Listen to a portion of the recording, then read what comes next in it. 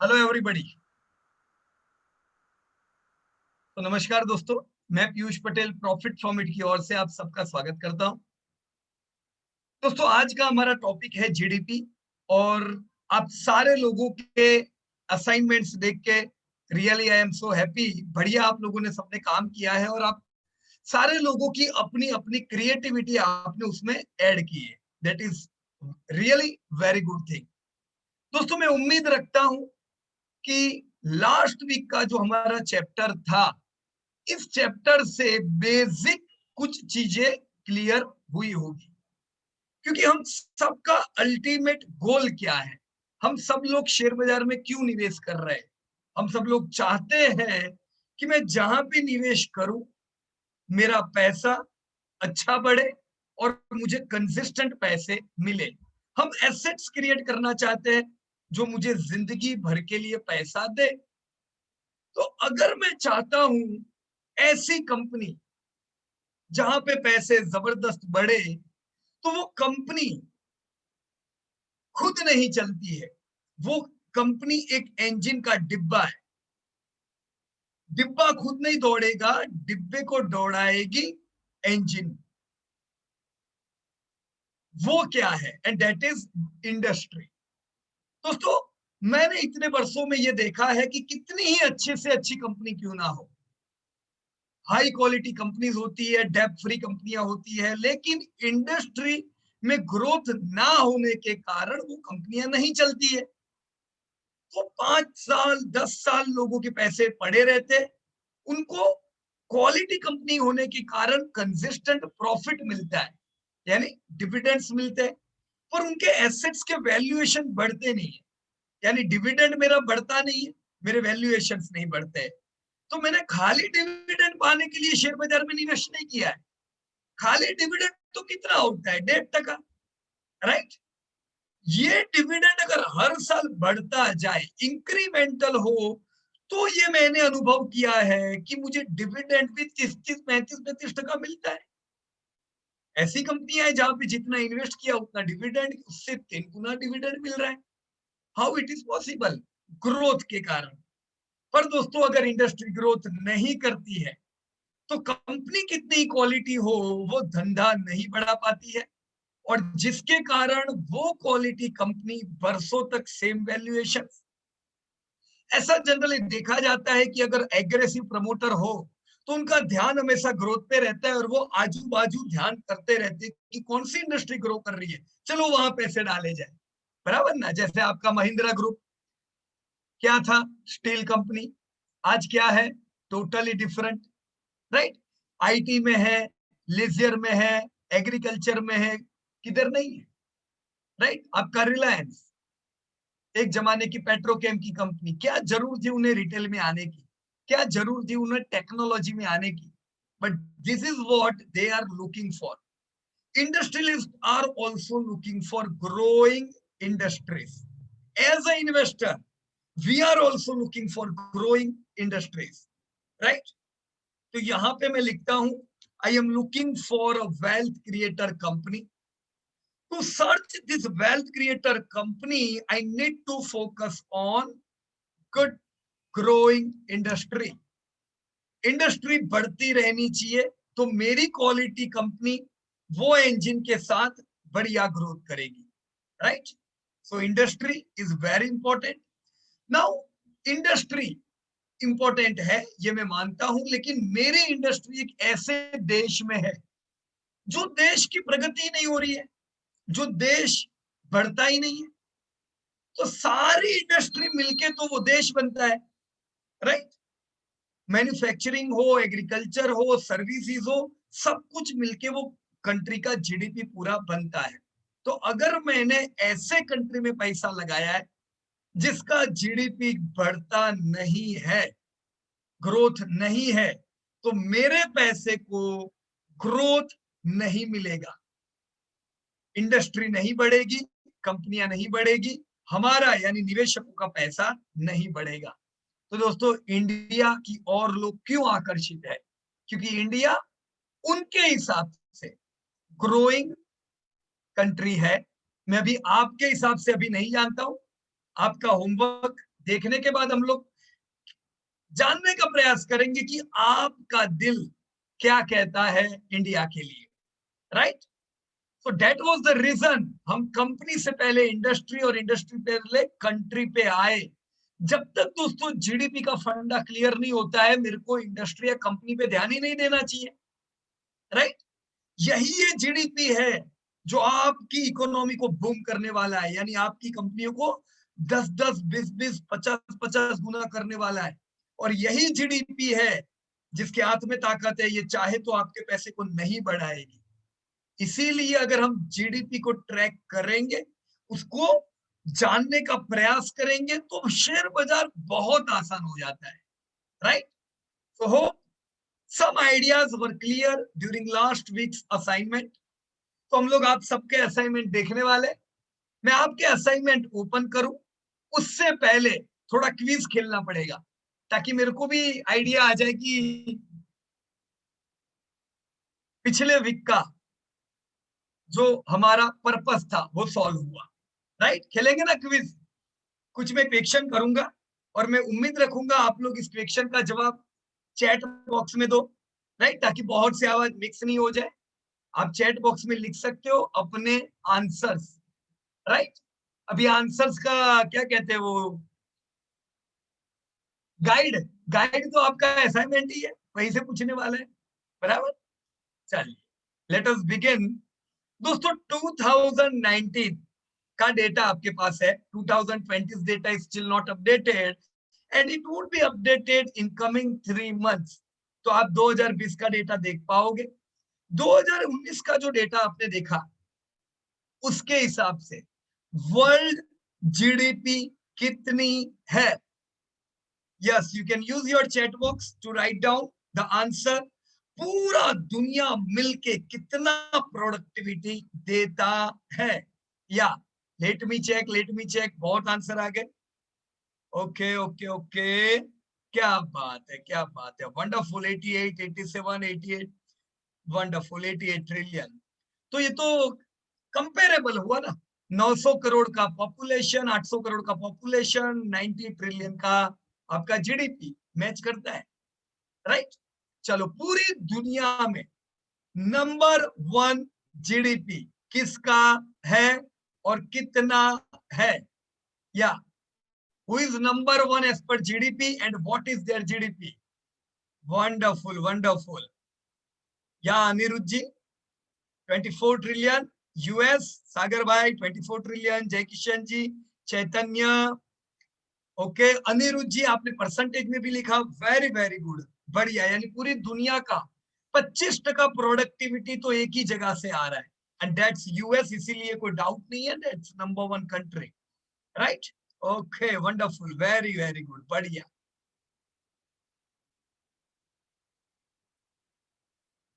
US को follow up कौन कर रहा है? कौन है जो यूएस के पीछे पीछे दौड़ रहा है? अभी नंबर 2 है और हो सकता है वो नंबर 1 हो जाए, राइट। बहुत लोगों को डाउट है कि, डाउट क्या कहो, बहुत लोगों को लगता है कि 2030 में आते आते चाइना का इकोनॉमी यूएस को पार कर जाएगा, राइट। तो आपको क्या लगता है इन 2030 व्हाट, देखो, in 2030 what is your estimate for China? या दोस्तों आप लोगों ने क्या अंदाजा रखा है चाइना का इकोनॉमी कितना होगा 2030 में? Let me check your answer. Monark Rawal 34 trillion, okay. Jay Kishan ji 38 trillion, Vishal Patodia 34 trillion, Amarjeet ji 40 trillion, okay. Chaitanya 133 trillion कैसे? कुछ मिस्टेक, या टाइपिंग मिस्टेक होगा, है ना। हाँ 38 सर, ट्रिलियन, हाँ टाइपिंग मिस्टेक था सर। या समझ गया। ओके संदीप भाई 38 ट्रिलियन। तो देखो अभी ये प्लस माइनस हो सकता है और इसको हम ट्रैक करते जाएंगे, बराबर है। ट्रैक कैसे करेंगे? अभी आपने सोचा 34, आप में से कुछ लोग को 40 ट्रिलियन लगता है। अब आज आप लोगों ने ये डेटा बना दिया है और आपने अपने एजम्पशंस डाले हुए। आने वाले समय में जैसे जैसे हम आगे बढ़ते हैं हम लोग इसे ट्रैक करते जाएंगे, ताकि हम इसको प्रॉपरली देख सके, हर साल हम देख सके कि आपने जो सोचा था वैसा हो रहा है कि नहीं हो रहा है, राइट। चलिए one more data, India. India जो अभी आपके डेटा के हिसाब से it is at 5th number, 5वें नंबर पे है, राइट। 2020 का डेटा अपडेटेड नहीं है, लेकिन बहुत लोगों को लगता था कि इंडिया 5वें से वापस 6ठे नंबर पे आ जाएगी।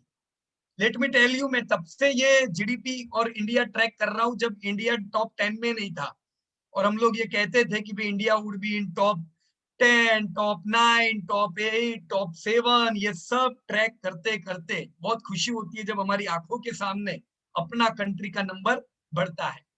तो कंटिन्यू हर साल हमारा नंबर बढ़ता चला गया, तब इतनी खबरें नहीं थी।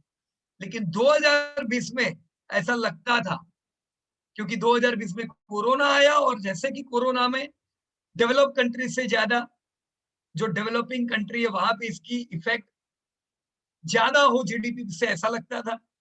तो इट वाज एज्यूम कि यूके वापस इंडिया को ओवरटेक करके 2020 में आगे निकलेगा। Let us see what data are telling. UK भी डिग्रोथ में है इस साल, इंडिया भी डिग्रोथ में है, पूरी दुनिया, कोई बचा नहीं है, whole world is in degrowth. हम चाइना को कह सकते हैं इन ग्रोथ, लेकिन चाइना में कोरोना 3 महीने पहले आ गया था, तो वहां पे तो अफेक्ट पहले से थी, और वो हमसे 3 महीने आगे है, बराबर है। तो उसका ग्रोथ देख के हम ये नहीं कह सकते कि उसका बहुत ज्यादा है, बराबर कि नहीं। लेकिन yes, majority of the countries were affected, और ज्यादातर जो अच्छा ग्रोथ कर रही थी उनका ट्रैवलिंग भी ज्यादा रहता है। ग्रोथ करते हो तो कैसे आता है ग्रोथ? एक्टिविटी से ग्रोथ आता है, और एक्टिविटी जहां पे होती है वहां कोरोना बढ़ता ही है, कोई डाउट ही नहीं है, right. So India was assumed to come back at 6, it's all right. 2030 में आपको क्या लगता है? 2030 में आपका प्रेडिक्शन क्या कहता है? क्या इंडिया 5वें नंबर से वापस 10वें नंबर पे आएगा, कि इंडिया 5वें नंबर से जंप लगा के तीसरे नंबर की दुनिया की सबसे बड़ी इकोनॉमी बनने वाला है, जर्मनी और जापान को पछाड़ के? या you can write in the chat box what you are expecting with India in 2030. Okay, wonderful. Aniket, India 4th position with 6 trillion. Santosh Gudla, India 4 trillion. Number 4 with 6.5 trillion. India will be third country. Sagar. Jai Kishan ji 4th. Sandeep Lanje 3rd. Prabhu 3rd. Mahesh Chawla ji 4th. Amarjit Singh, India will be at 3rd rank with 60. Okay, 6.7 trillion. Rakesh Nair 3rd. Okay, wonderful, wonderful. देखो, in short, majority of people from you think that at least we are going to jump our rank from 5th to 4th, 3rd, or anywhere. But none of you think that India would be degrading itself from 5th to 7th, 8th, or 10th. Am I right? So if India is going to upgrade itself, it means that India would be outperforming whole world. Am I right or wrong? If India would be outperforming world, तो पैसा बनना है India में।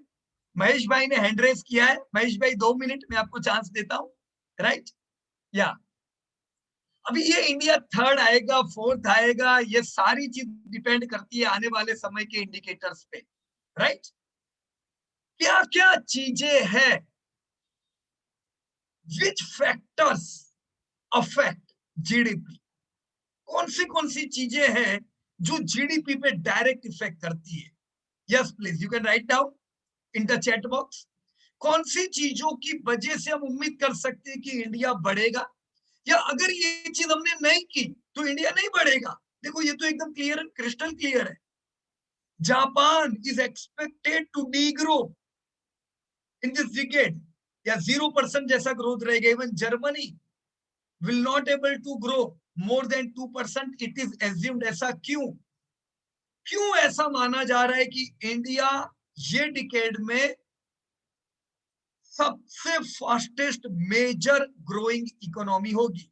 दोस्तों मेरे शब्द को याद रखिएगा, मेजर कह रहा हूं, क्योंकि जब इकोनॉमीज की बात चल रही है तो हम हर इकोनॉमी को ट्रैक नहीं कर सकते।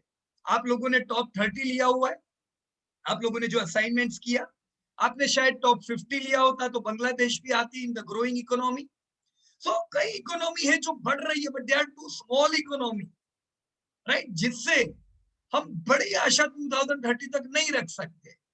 तो मेजर इकोनॉमी कौन सी है जो बड़ी बड़ी इकोनॉमी है, उसमें इंडिया सबसे तेजी से दौड़ने वाला घोड़ा है आने वाले दशक का। ये क्यों ऐसा हम लोग कहते हैं, वाई हम, यानी वर्ल्ड बैंक कहती है, आईएमएफ कहती है, why. So let me check what you all have written, कौन से पैरामीटर है जो जीडीपी को या इन्फ्लेशन प्रोसेस। ओके सागर भी, यू आर एब्सोल्युटली राइट। चलिए, इन्फ्लेशन रिसेशन को हम गिनते हैं, लेकिन इन्फ्लेशन से क्या होता है, इन्फ्लेशन से प्रॉफिटेबिलिटी कम हो जाती है कंपनियों की। महंगाई के दर बढ़ने से कंपनियों का जीडीपी बढ़ रहा होता है, पर वो जीडीपी कन्वर्ट नहीं होता है प्रॉफिट में, राइट। स्पेंडिंग पावर भी कम हो जाता है हम सबका। आज अगर मैं कमा रहा हूं और मेरी इनकम मान लो खाली 5% से बढ़ती है और महंगाई 10% से बढ़ती है, तो मेरा धीमे धीमे स्पेंडिंग पावर कम होगा, जो आज डेवलप कंट्री में हो रहा है। पर इंडिया जैसे डेवलपिंग कंट्री में आपका जीडीपी ग्रोथ जहां भी 8% है, 10% रहता है, 8% का GDP growth, inflation 4% over the period of time. तो आपका जो जीडीपी है वो इन्फ्लेशन से डबल तेजी से दौड़ रहा है, इसीलिए हमारा स्पेंडिंग पावर बढ़ता जा रहा है, राइट। लेकिन जीडीपी को कौन बढ़ने से रोक सकता है, मेरा प्रश्न ये था। या GVA Chaitanya Kumar, Jai Kishan ji inflation, GVA Aniruddh ji population. Okay Anirudh ji, you can unmute yourself. क्यों ऐसा लगता है कि पॉपुलेशन के कारण जीडीपी बढ़ेगा या नहीं बढ़ेगा, या you can share your remarks. Sir probably consumption ज्यादा बढ़ेगा अगर पॉपुलेशन भी ज्यादा है, तो बराबर है, अगर कंजम्पशन बढ़ेगा तो country has to supply that much goods and services obviously, तो उसके करेक्ट, कारण वो इंक्रीज होगा, तो उसके कारण उसका भी इम्पैक्ट आ सकता है। बराबर है। पर पॉपुलेशन तो जैसे 1.3% के ग्रोथ से बढ़ रहा है, राइट। अब पॉपुलेशन तो हमारा 2000 में भी बढ़िया था, बराबर कि नहीं, 1950 में भी बढ़िया था, और अभी भी बढ़िया है, टॉप पे है। फिर भी क्यों जीडीपी को इतना बढ़िया इफेक्ट हमारा पॉपुलेशन नहीं दे पाया, ये भी तो देखना पड़ेगा अनिरुद्ध भाई, है ना। करेक्ट। तो क्यों पॉपुलेशन का बेनिफिट हम अभी तक नहीं ले पाए, या प्रोबेबली एनी। उतना इंडस्ट्रियस नहीं है शायद हम लोग देश में, मे बी उतना the way our industry should have grown compared to US या किसी और इकोनॉमी ओके, में जिनको राइट, हम सो कॉल्ड डेवलप्ड बोलते हैं, वो शायद हम उतना अच्छे से नहीं कर पाए due to lot of factors. बराबर, डेमोग्राफिक फैक्टर्स भी है, और काफी ईज ऑफ बिजनेस जैसे अगर हम बोलेंगे तो उतना इजी भी नहीं है हमारे देश में फॉर इंडस्ट्रीज टू ग्रो। जैसे आप एम्फोसाइज कर रहे थे आपके लास्ट क्लासेस में कि industry growing industries is what contributes to this. Right, okay. तो देखिए, हम लोग जब आजाद हुए तब हमारे पास तो ना पैसा था, ना अच्छी हेल्थ थी, ना एजुकेशन था, सब चला गया था, राइट। तो हमने जीरो से शुरुआत की थी, और उस समय पूरा वर्ल्ड डेवलप हो रहा था, यूएस जबरदस्त ग्रोथ कर रहा था वो टाइम पे। तो वो सब कंट्रीज को जबरदस्त उस चीज का फायदा हुआ, और जो पहला रिवॉल्यूशन आया, इंडस्ट्रियल रिवॉल्यूशन, तब हम सब तो गुलाम थे, तो हम तो उसका बिल्कुल फायदा नहीं ले सके फर्स्ट रिवॉल्यूशन का, राइट। अब ये इन सब चीजों की वजह से एक फैक्टर प्ले हुआ लास्ट पूरी सेंचुरी में। अभी अगर हमें हमारे डेमोग्राफी का फायदा उठाना है, पॉपुलेशन का, तो ये पॉपुलेशन एजुकेटेड होनी चाहिए, यानी स्किल वाली होनी चाहिए। एजुकेशन एजुकेशन पे जितना फोकस होगा, स्किल बिल्डिंग पे जितना फोकस होगा, और यंग डेमोग्राफी है हमारा, तो यंग पॉपुलेशन जहां होती है, आप लोगों ने मेरे ख्याल से जब ये पूरा वर्ल्ड का डेटा निकाला तो आपको पे डेटा थे यंग डेमोग्राफी वाला डेटा, है ना। तो वो क्या डेटा है, वो कंट्रीज जहां की पॉपुलेशन यंग होती है, अगर उनको प्रॉपर एजुकेशन दी जाए, अगर उनको प्रॉपर स्किल बिल्ड किया जाए, तो वो पॉपुलेशन कमाल करती है। अब सेम फायदे इंडिया के पास है। हम यंगेस्ट मेजर इकोनॉमी है और रहने वाले हैं। हम आने वाले दशक तक दुनिया की सबसे यंगेस्ट मेजर इकोनॉमी रहने भी वाले हैं। तो ये जो इंडिया है, यंग इंडिया, हमें स्किल चाहिए। अगर स्किल पे फोकस हुआ, एजुकेशन पे फोकस हुआ, देखो जीडीपी पर कैपिटा जबरदस्त बढ़ रहा है हमारा। अब तक पॉपुलेशन था पर उनकी इनकम नहीं थी, तो हम कुछ कंज्यूम नहीं कर पाते थे, राइट। अब हम क्या कंज्यूम करेंगे? अभी भी जैसे 1.5 लाख की हमारी एवरेज इनकम, क्या हम 1.5 लाख की एवरेज इनकम से उम्मीद रख सकते हैं मर्सिडीज, बीएमडब्ल्यू, आईफोन? नहीं।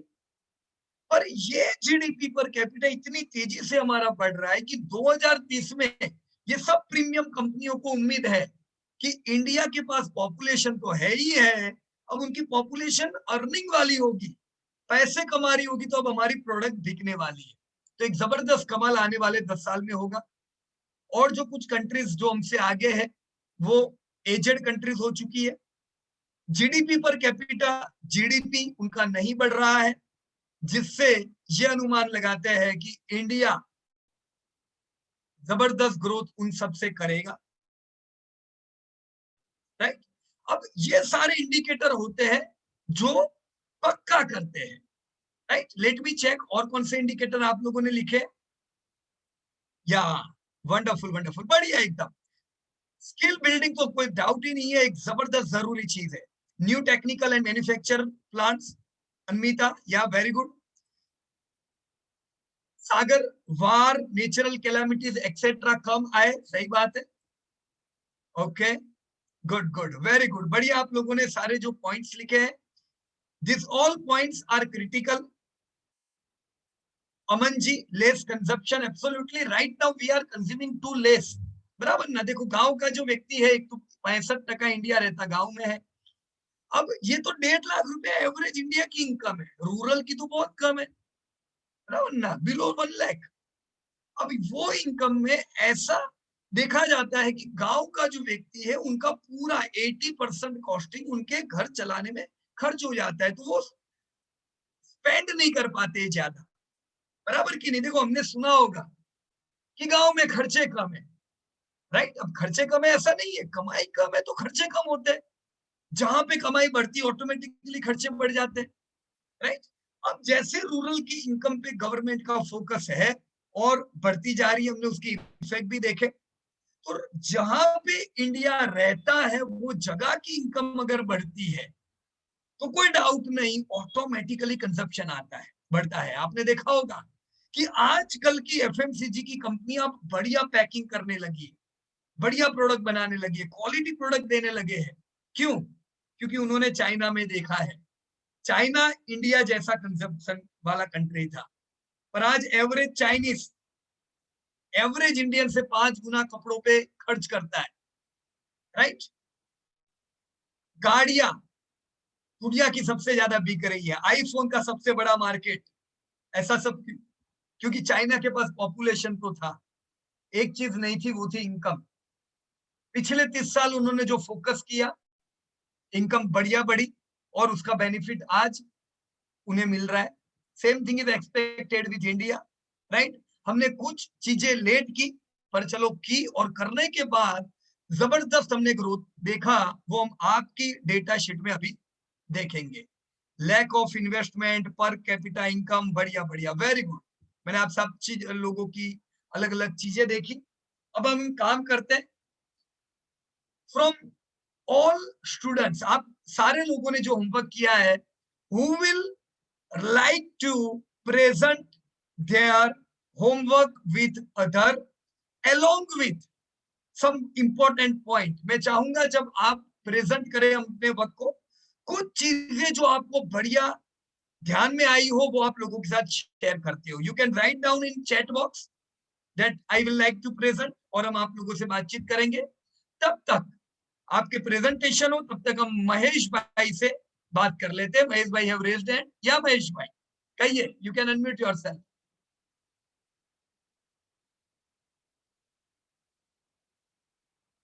महेश भाई चावला, या Hi, sir. क्या कैसे हो महेश भाई? Sir, very well. How are you, sir? Fine fine एकदम. Sir, I have raised one query for that. That's why I raised the hand. If okay, you can open my sheet, that would be, I would be much more able to explain my query. Just a minute. आपने homework बहुत बढ़िया किया and highly creative. Yes, कहिए sir. Sir, my query is that if in column BT, B T for Tamil Nadu. estimated average growth, okay, what I have found in for the last 50 years that China has grown by 9.89 right and India has grown by 7.69. Right. So this is the ratio that we are taking for the future calculations, okay, right? This is the ratio that you have taken for future calculation. Yeah, because it has come as the average of all the growth that we've taken for the last 50 years, okay okay, right? So Right. my point of worry is like China. I have heard or assumed that China's economy would not grow by 10%. It would start decaying because of population. Right And India's economy would not be growing at 8%, but would be growing by maybe around 10, 11, 12%. Right. Because of young economy. So how Correct. do we calculate and adjust that difference? Because as per this, so अगर हम बात करें 2000 in 2050, our economy would be only 28.5 trillion, correct and it would be for China it would be 265 to 66 Right. trillion, correct. which is like unimaginable, would not happen. Right, right, absolutely. ऐसा, it is not possible that yes, we continue for next 30 years, they are going to grow by 10%. Exactly. Right.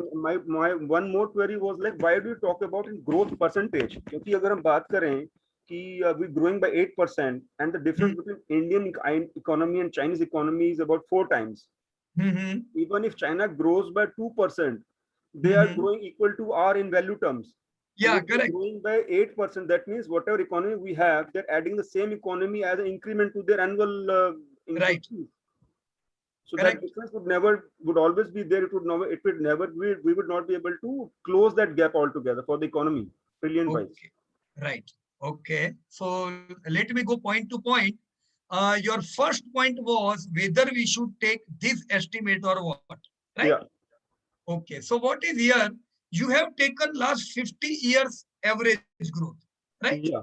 What we can do, just cut this down into 3 different parameters. 50 Okay. years growth, 20 years growth. 50 means it's ultra long term, Okay. right? 20 years, it's long term growth. Okay. And mid-term growth. Mid-term growth means 5 years growth. Okay. So what will happen if you will see, for example, China is not growing. China, if we are seeing that Japan is not growing, for example, see in last 5 years, Japan has not grown absolutely, just by 1% they have grown. G. Right? During last 10 years, they have grown by 0%. Yeah. And what you have estimated, 3%. So it is 2 more than what they are actually growing. Right. And in fact, since last 30 years, they have not grown by 3%. G. तो ऐसा क्यों हुआ? क्योंकि हमने बहुत से यहाँ पे अलग अलग टैब्स रखे. Okay. राइट? इन टैब्स में डिवाइड करो, long term, ultra long term और मिड टर्म. हमें तीनों का कैलकुलेशन चाहिए और तीनों की एवरेज चाहिए. बराबर? हम लॉन्ग टर्म भी भूलना नहीं चाहते हैं और मिड टर्म में जो बहुत अच्छा कर रहे हैं उनको भी हम कंसीडर करना चाहेंगे. Is there any formula for that to calculate? Because whatever way we do, the average would be same. नहीं, एवरेज ग्रोथ सेम नहीं आएगा महेश भाई. Average growth would not be same, but the average of that average growth would be same. Of course, with different average growth, we would be having different estimates for the future projections. Like, ये 3 पे रहेगा, वो 1 पे रहेगा, वो 5 पे रहेगा, Japan. Right.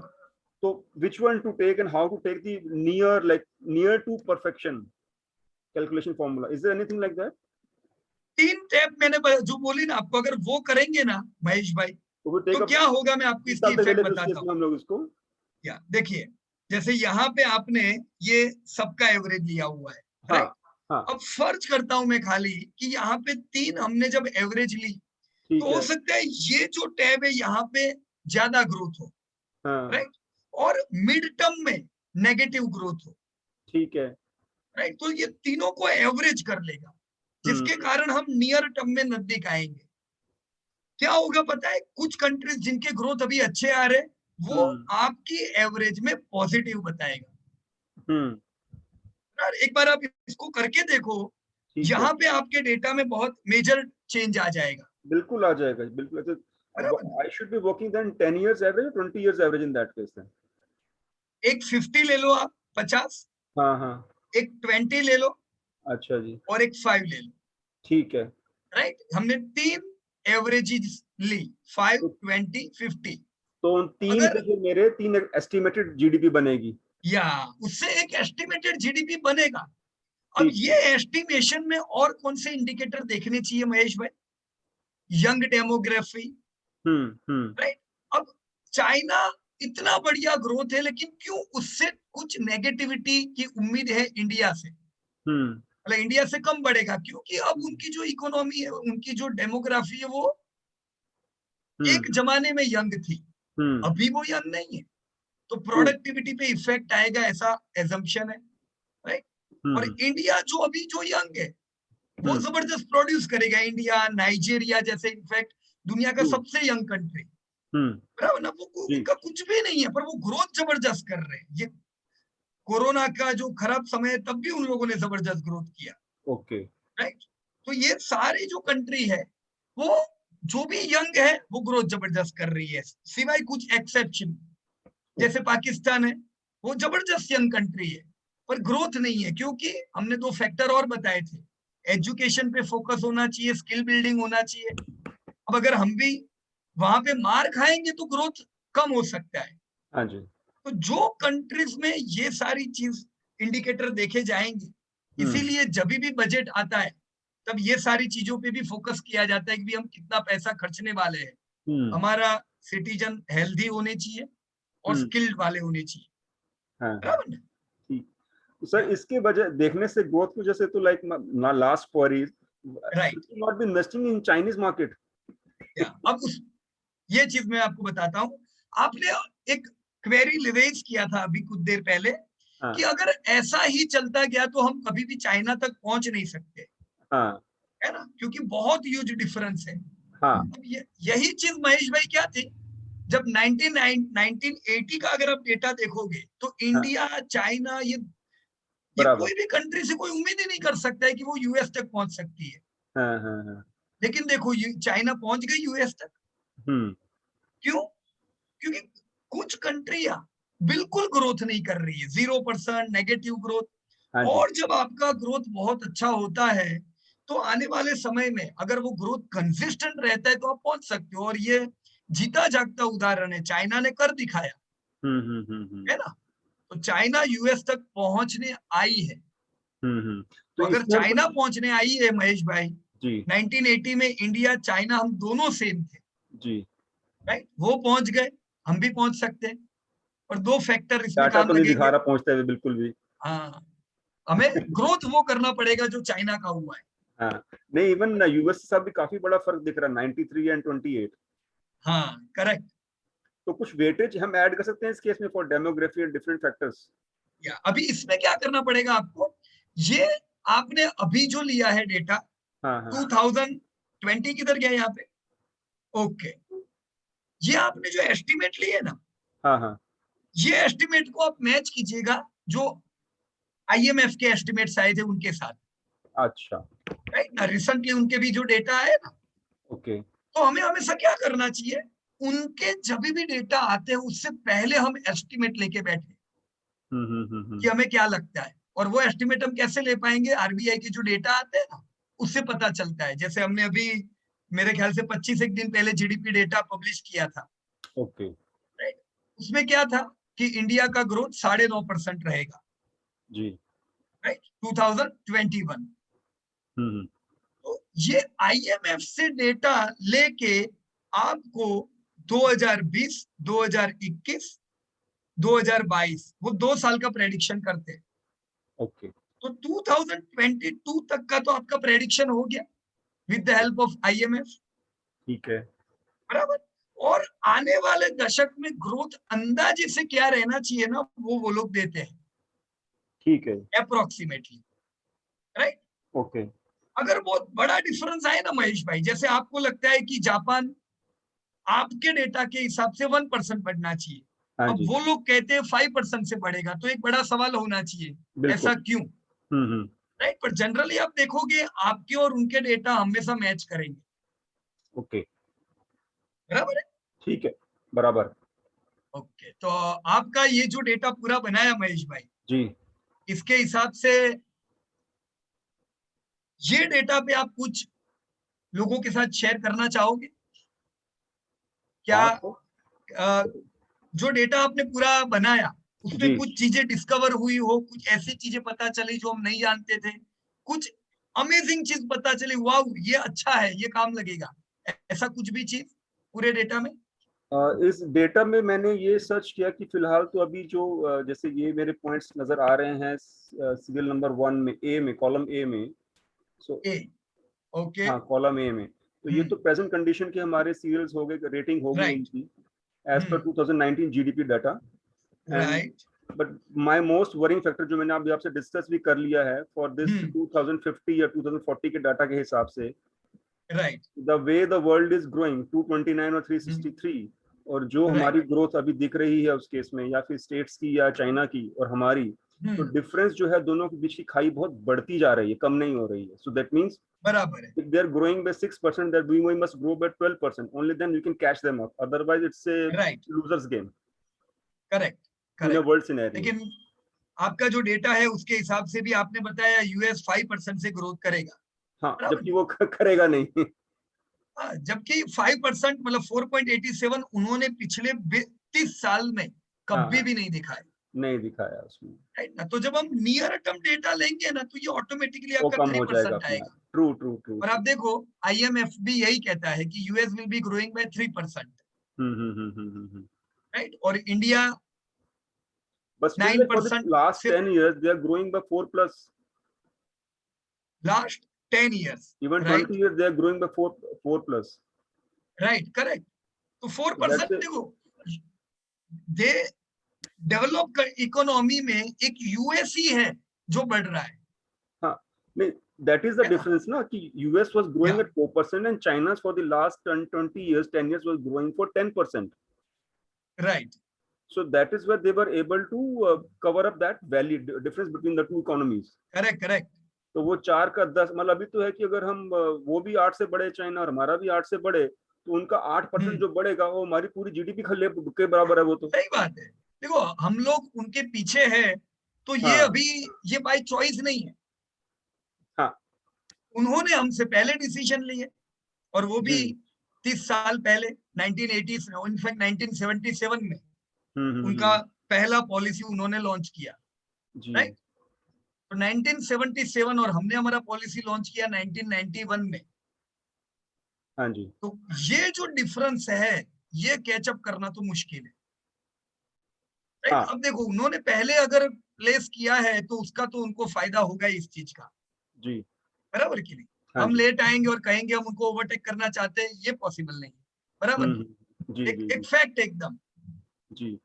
और राइट, एक एक पॉइंट और था, like growth wise Indonesia has grown by, it has come more than 8% in estimated average growth. Correct. ये डेटा, ये पॉइंट मैं चाहता था कि आप बोलो, हाँ, राइट? मैं तो इसलिए इट चाहता हैज था क्योंकि ग्रोन हमें बाय पता रहना चाहिए 8%। महेश भाई। नीचे नीचे नंबर 16 पे है। ये रहा, तो इसको या मैंने इधर कॉलम बी वाई में मैंने 2 पे इसको मार्क किया है, but right, it is not there in the GDP rating at all after that, although it has grown right, because the size of the economy is so less कि वो किसी rating में राइट, सामने नहीं आ पा रहा है वो। बराबर है। पर देखो अगर आप किसी की भी एस्टिमेट देखोगे ना हाँ 2050 के, तो उसमें आप हमेशा इंडोनेशिया को पाओगे। पाओगे, हाँ वो नंबर 5 कुछ केस में रेटिंग में आ रहा है वो। हाँ, तो आप कहीं पे भी 2050 के एस्टिमेट ले लो, आप देखोगे इंडोनेशिया को वो लोग भी प्रेडिक्ट कर रहे हैं 5वें नंबर पे, बिल्कुल बिल्कुल। राइट? नाइजीरिया, बांग्लादेश, जो छोटी छोटी इकोनॉमी है वो भी टॉप 10 में आने की क्षमता आ रखती जाए, है हाँ जी हाँ जी ड्यू टू ग्रोथ, राइट? तो आपने यहाँ पे 30 कंट्री लिया ना, हाँ जी, 50 ठीक है लोगे तो कुछ और डेटा अच्छे मिलेंगे इसमें। जी, पर महेश भाई शुरुआत थी तो मैं नहीं चाहता था बहुत कॉम्प्लिकेटेड हो जाए, हाँ सिंपल जी रखने के लिए हमने 30 कंट्री लिया, जी, राइट? हम्म। और इंडिया का आपने अगर 3% लिखा है, ये 3 नंबर, सॉरी थर्ड नंबर लिखा है थर्ड आपने, नंबर, in 2040. जैसा IMF कहता है अगर वैसा होता है कि Japan grow by 0, Germany by 1%, China by 7%, US by 3 और इंडिया बाय 9%, जी तो ये रैंकिंग में हम और थोड़े बदलाव चेंज हो देख जाएगा. सकते हाँ, हैं. True true true. So that might happen in 2030 itself instead of 40. Right. जी. Okay okay. Right. Good good. बाकी बढ़िया काम किया आपने. Right. Thank you. Wonderful Mahesh भाई. Thank you. ओके. या thank you to you also. And yes Amarjeet ji, sorry Amarjeet Singh, 2 minute time दीजिए मेरे को. हम पहले सुभाष भाई से बात करते हैं, उनका हैंड रेस पहले आया था. Right. Extremely sorry Amarjeet Singh. Yeah Subhash Ponkiya. Yes please. Yes sir. या मैं आपका होमवर्क ओपन करूं? Yes sir. Just a minute.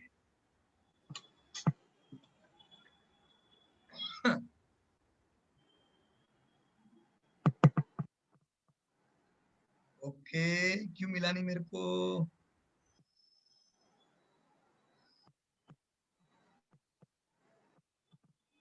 आपने टैब में क्या नाम लिखा हुआ है? यही सुभाष पोंगिया आ गया. ओके, मिल गया. सॉरी हाँ, मिल गया. यस. So wonderful. कहिए इसमें क्या पॉइंट हाईलाइट करना चाहोगे? सर वो लास्ट में जो एस्टिमेट लिया है वहां पर आप. 1 मिनट. Okay good.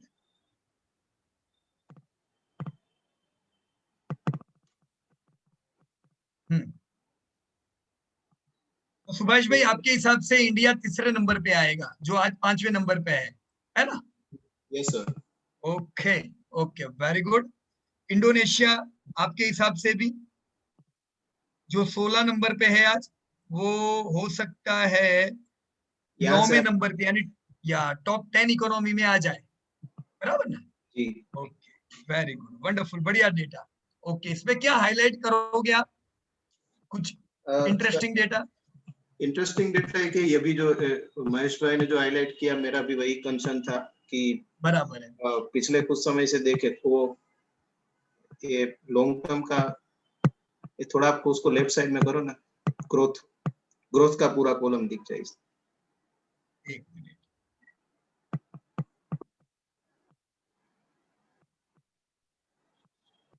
जी. ओके. इतना? Yes sir. Okay done.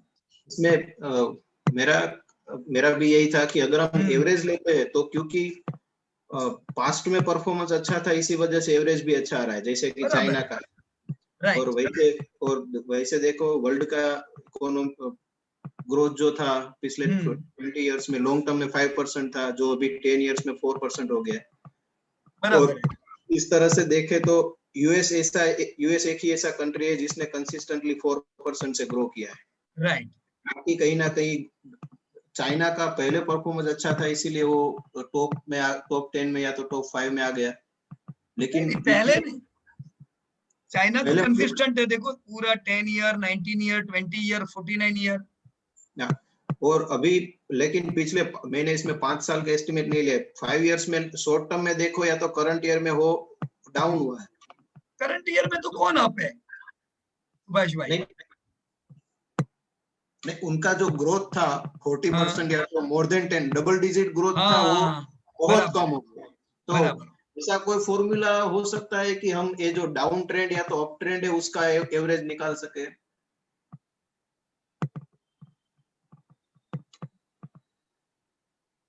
Average निकालने के लिए आपको ये 3 ही डेटा लेने पड़ेंगे जो अभी मैंने महेश भाई को बताया. अल्ट्रा लॉन्ग टर्म और मिड टर्म 5 ईयर वाला डेटा. ओके. राइट. और साथ में जैसे जैसे हम जीडीपी के डेटा देखते जाए, हम हमारे एस्टिमेट को चेंज करते जाए. जैसे यहाँ पे आपने 2020 के डेटा लिए हुए, आपने 3.08 ट्रिलियन लिखा हुआ है 2020. राइट. यस. ये आपने कैसे एस्टिमेट किया? 3.08, 7%. राइट. पर 7% ग्रोथ तो आएगा नहीं 2020 में. आपको भी पता है क्या ग्रोथ आने वाला है. यस. कितना ग्रोथ आएगा 2020 में? तो नेगेटिव ग्रोथ है. नेगेटिव ग्रोथ हो सकता है. हाँ, नेगेटिव अभी आई क्या ना. राइट। अभी अभी। जस्ट जीडीपी डेटा आए तो कितना नेगेटिव आया था, याद है किसी को? फाइनेंशियल ईयर नहीं सर। सर -7.5 -3%। करेक्ट, ये याद रखने का, दिस इज वेरी इंपॉर्टेंट कि -7.5 मतलब आपका बेंचमार्क क्या है? जीडीपी है। तो जो भी इंडस्ट्री -7.5 से अच्छी चल रही है वो सब परफॉर्मिंग इंडस्ट्री हुई, और जो इंडस्ट्रीज -7.5 से भी घटिया चल रही है वो ये कोरोना अफेक्टेड इंडस्ट्री हुई, बराबर ना? तो हमेशा कंट्री की जो जीडीपी है अपने कंट्री की, उसको ट्रैक करते जाओ। अभी -7.5% है, वो कौन सा था? वो कैलेंडर ईयर था कि फाइनेंशियल ईयर था? कौन सा था? Financial year. Financial year. तो कैलेंडर ईयर कितना नेगेटिव होना चाहिए अगर सर फाइनेंशियल ईयर -7.5%? तो सर या सॉरी फॉर डिस्टर्ब सर, अपना जो जीडीपी फाइनेंशियल ईयर का 7.5 माइनस है, तो उसमें आपकी सब्सिडी भी बढ़ी है ना सर इस साल? हाँ बराबर है, पर तो इसके वजह बता से माइनस ज्यादा आया होगा ना सर, उसकी वजह से डैमेज हुआ होगा ना ज्यादा? संदीप भाई, हर एक कंट्री में सब्सिडी बढ़ी है। ओके। कुछ कंट्री ने तो बहुत ज्यादा दिया है, जैसे इंडिया की भी, इंडिया का भी जो पोर्शन है वो बढ़ा ही है। लेकिन ये हम नहीं कह सकते कि इंडिया की सब्सिडी बढ़ी इसलिए इंडिया का डाउन। ऐसा कौन सा कंट्री होगा जिन्होंने पैसा नहीं फेंका होगा इस साल? हर कंट्री ने फेंका है, बराबर ना? तो हम इंडिया को उस चीज का एक्सेप्शन नहीं दे सकते, राइट? लेकिन नेगेटिव ग्रोथ है वो हमें कबूल करना पड़ेगा। तो 2020 के डेटा में आपको यहाँ पे नेगेटिव ग्रोथ लेना चाहिए। और देखो, सारी कंट्री के डेटा आपके पास है। सुभाष भाई को अगर ये टॉप की कंट्रीज के डेटा चाहिए कि 2020 में कितना ग्रोथ है, तो सुभाष भाई ये डेटा कहां से लाएंगे? Yes anybody? अब भी किसी ने प्रेडिक्ट किया था, कहां से? सर आईएमएफ के साइट से। Correct, absolutely correct. आईएमएफ की साइट पे उन्होंने दिया हुआ है कि चाइना का कितना इस साल डिग्रोथ होगा, यूएस का कितना होगा, इंडिया का कितना होगा। इससे क्या होता है, आपका 2020 का एस्टिमेट क्लियर होता है, राइट? अभी जो आपका एस्टिमेट जो है वो क्या है? वो तो पिछले साल के हिसाब से, जो गलत है, बराबर कि नहीं सुभाष भाई? Yes sir. तो आपको पहला एक्सरसाइज अभी इधर क्या करना पड़ेगा? अभी इसको अपडेट करना पड़ेगा कि चलो आईएमएफ का डेटा देखो। आप आईएमएफ की वेबसाइट पे जाइएगा और वहां से आपको परफेक्ट डेटा मिल जाएंगे, राइट? Yes sir. और वो डेटा के हिसाब से आप इनको प्रेडिक्ट कीजिए। तो 2020 की इकोनॉमी आपको पता चल गई। अब क्या चाहिए आपको सुभाष भाई? 2020 पता चल गया, फिर 2021, 2022, ओके। ये दो डेटा कहां से लाओगे आप? यस सुभाष भाई, 2021-22 का डेटा कहां से लाएंगे? हु विल हेल्प सुभाष भाई? सर आईएमएफ ही दे देता है। क्या करेक्ट? अब देखो, आईएमएफ ही सही होता है ऐसा नहीं है, वो भी गलत होता है। आईएमएफ ने Q1 में इंडिया को बोला था it would be performing worst, और जैसे Q2 में लॉकडाउन खुला, उनकी भी आंखें चार हो गई कि इंडियन तो सब रोड पे, सब हाईवे पे घूम रहे, सब बिजनेस पे लग गए, राइट? तो ये उन्होंने नहीं सोचा था कि इतना जबरदस्त बाजार खुलेगा इंडिया का, और सीधा आके उन्होंने इंडिया को अपग्रेड कर दिया। और आपने देखा हो, वर्ल्ड बैंक आया, अलग अलग मूडीज ने आके अपग्रेड किया। ऐसा क्यों हुआ था? तो ऐसा होता है, इट्स ऑल राइट, राइट? लेकिन जैसे ही हम लोग देखे, हम हमारे डेटा में भी अपग्रेड करें। या सुभाष भाई ने 2020 के बाद 25-30 लिखा है। मेरी आप सब लोगों से रिक्वेस्ट है, आप 2019 का डेटा है, 2020 का आप लोग आईएमएफ से ले लीजिए और 21-22 का भी डेटा लिखिए। These are your estimated year. आपकी क्लियरिटी बहुत हाई होगी, आपको पता चलेगा कि क्यों इंडियन मार्केट पे इतने बुलिश है लोग। आईएमएफ के हिसाब से मेजर इकोनॉमी, मेजर यानी ये टॉप की 10 की इकोनॉमी को ही गिनते खाली, मेजर इकोनॉमी में इंडिया है जो डबल ग्रोथ करेगा दुनिया से। सुभाष भाई की लिस्ट में मैं अगर देखूं तो पिछले 20 सालों में, राइट, हमने जब से 1991 से हमने रिफॉर्म लाए, 2001 तक रिफॉर्म का सिलसिला चला। अब देखो तो दुनिया का ग्रोथ असल में घटने लगा था 21वीं सदी में, पर इंडिया 5 के बदले 10%। कितना हुआ ये सुभाष भाई? डबल। यस, यानी पूरा 20 साल हमने डबल ग्रोथ किया है दुनिया से। 10 साल का देखो तो 4 के बदले 8, डबल ग्रोथ। 5 साल का भी अगर आप देखो तो भी डबल। कुछ लोगों को लगता है इंडियन इकोनॉमी अभी नहीं ग्रोथ कर रही है। अरे दुनिया ग्रोथ नहीं कर रहा है, तो हमेशा दुनिया बेंचमार्क, दुनिया के साथ हमें कंपेयर करना पड़ेगा। जब पूरा वर्ल्ड नेगेटिव हो, आप इंडिया से ये उम्मीद नहीं रख सकते कि वो जबरदस्त ग्रोथ करे, राइट? दुनिया में जैसे अपग्रेडेशन आएगा, वर्ल्ड जैसे ग्रोथ करेगा, इंडिया डबल डिजिट ग्रोथ करेगा इस बार, 10% प्लस। पर 10% प्लस इंडिया अकेला नहीं कर सकता है।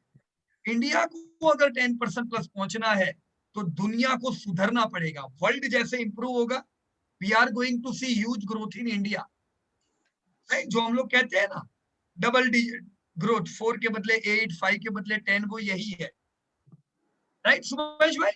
Yes sir. या सो थैंक यू सुभाष भाई। And now let me talk with sir, कुछ मैंने ये नोट्स दिया है कि अगर लास्ट ईयर में देखे तो करंट ईयर में टॉप 30 कंपनियों में से 50% कंपनियों ने नेगेटिव ग्रोथ दिया है। रिपीट करो तो। लास्ट ईयर में, सॉरी करंट ईयर में टॉप 30 जो कंपनी है, टॉप 30 इकोनॉमी, उनमें से 50% कंपनियों ने माइनस में, मतलब डी ग्रोथ किया है। कंट्रीज की बात कर रहे हो ना आप? Countries, yes countries. या सही बात है आपकी।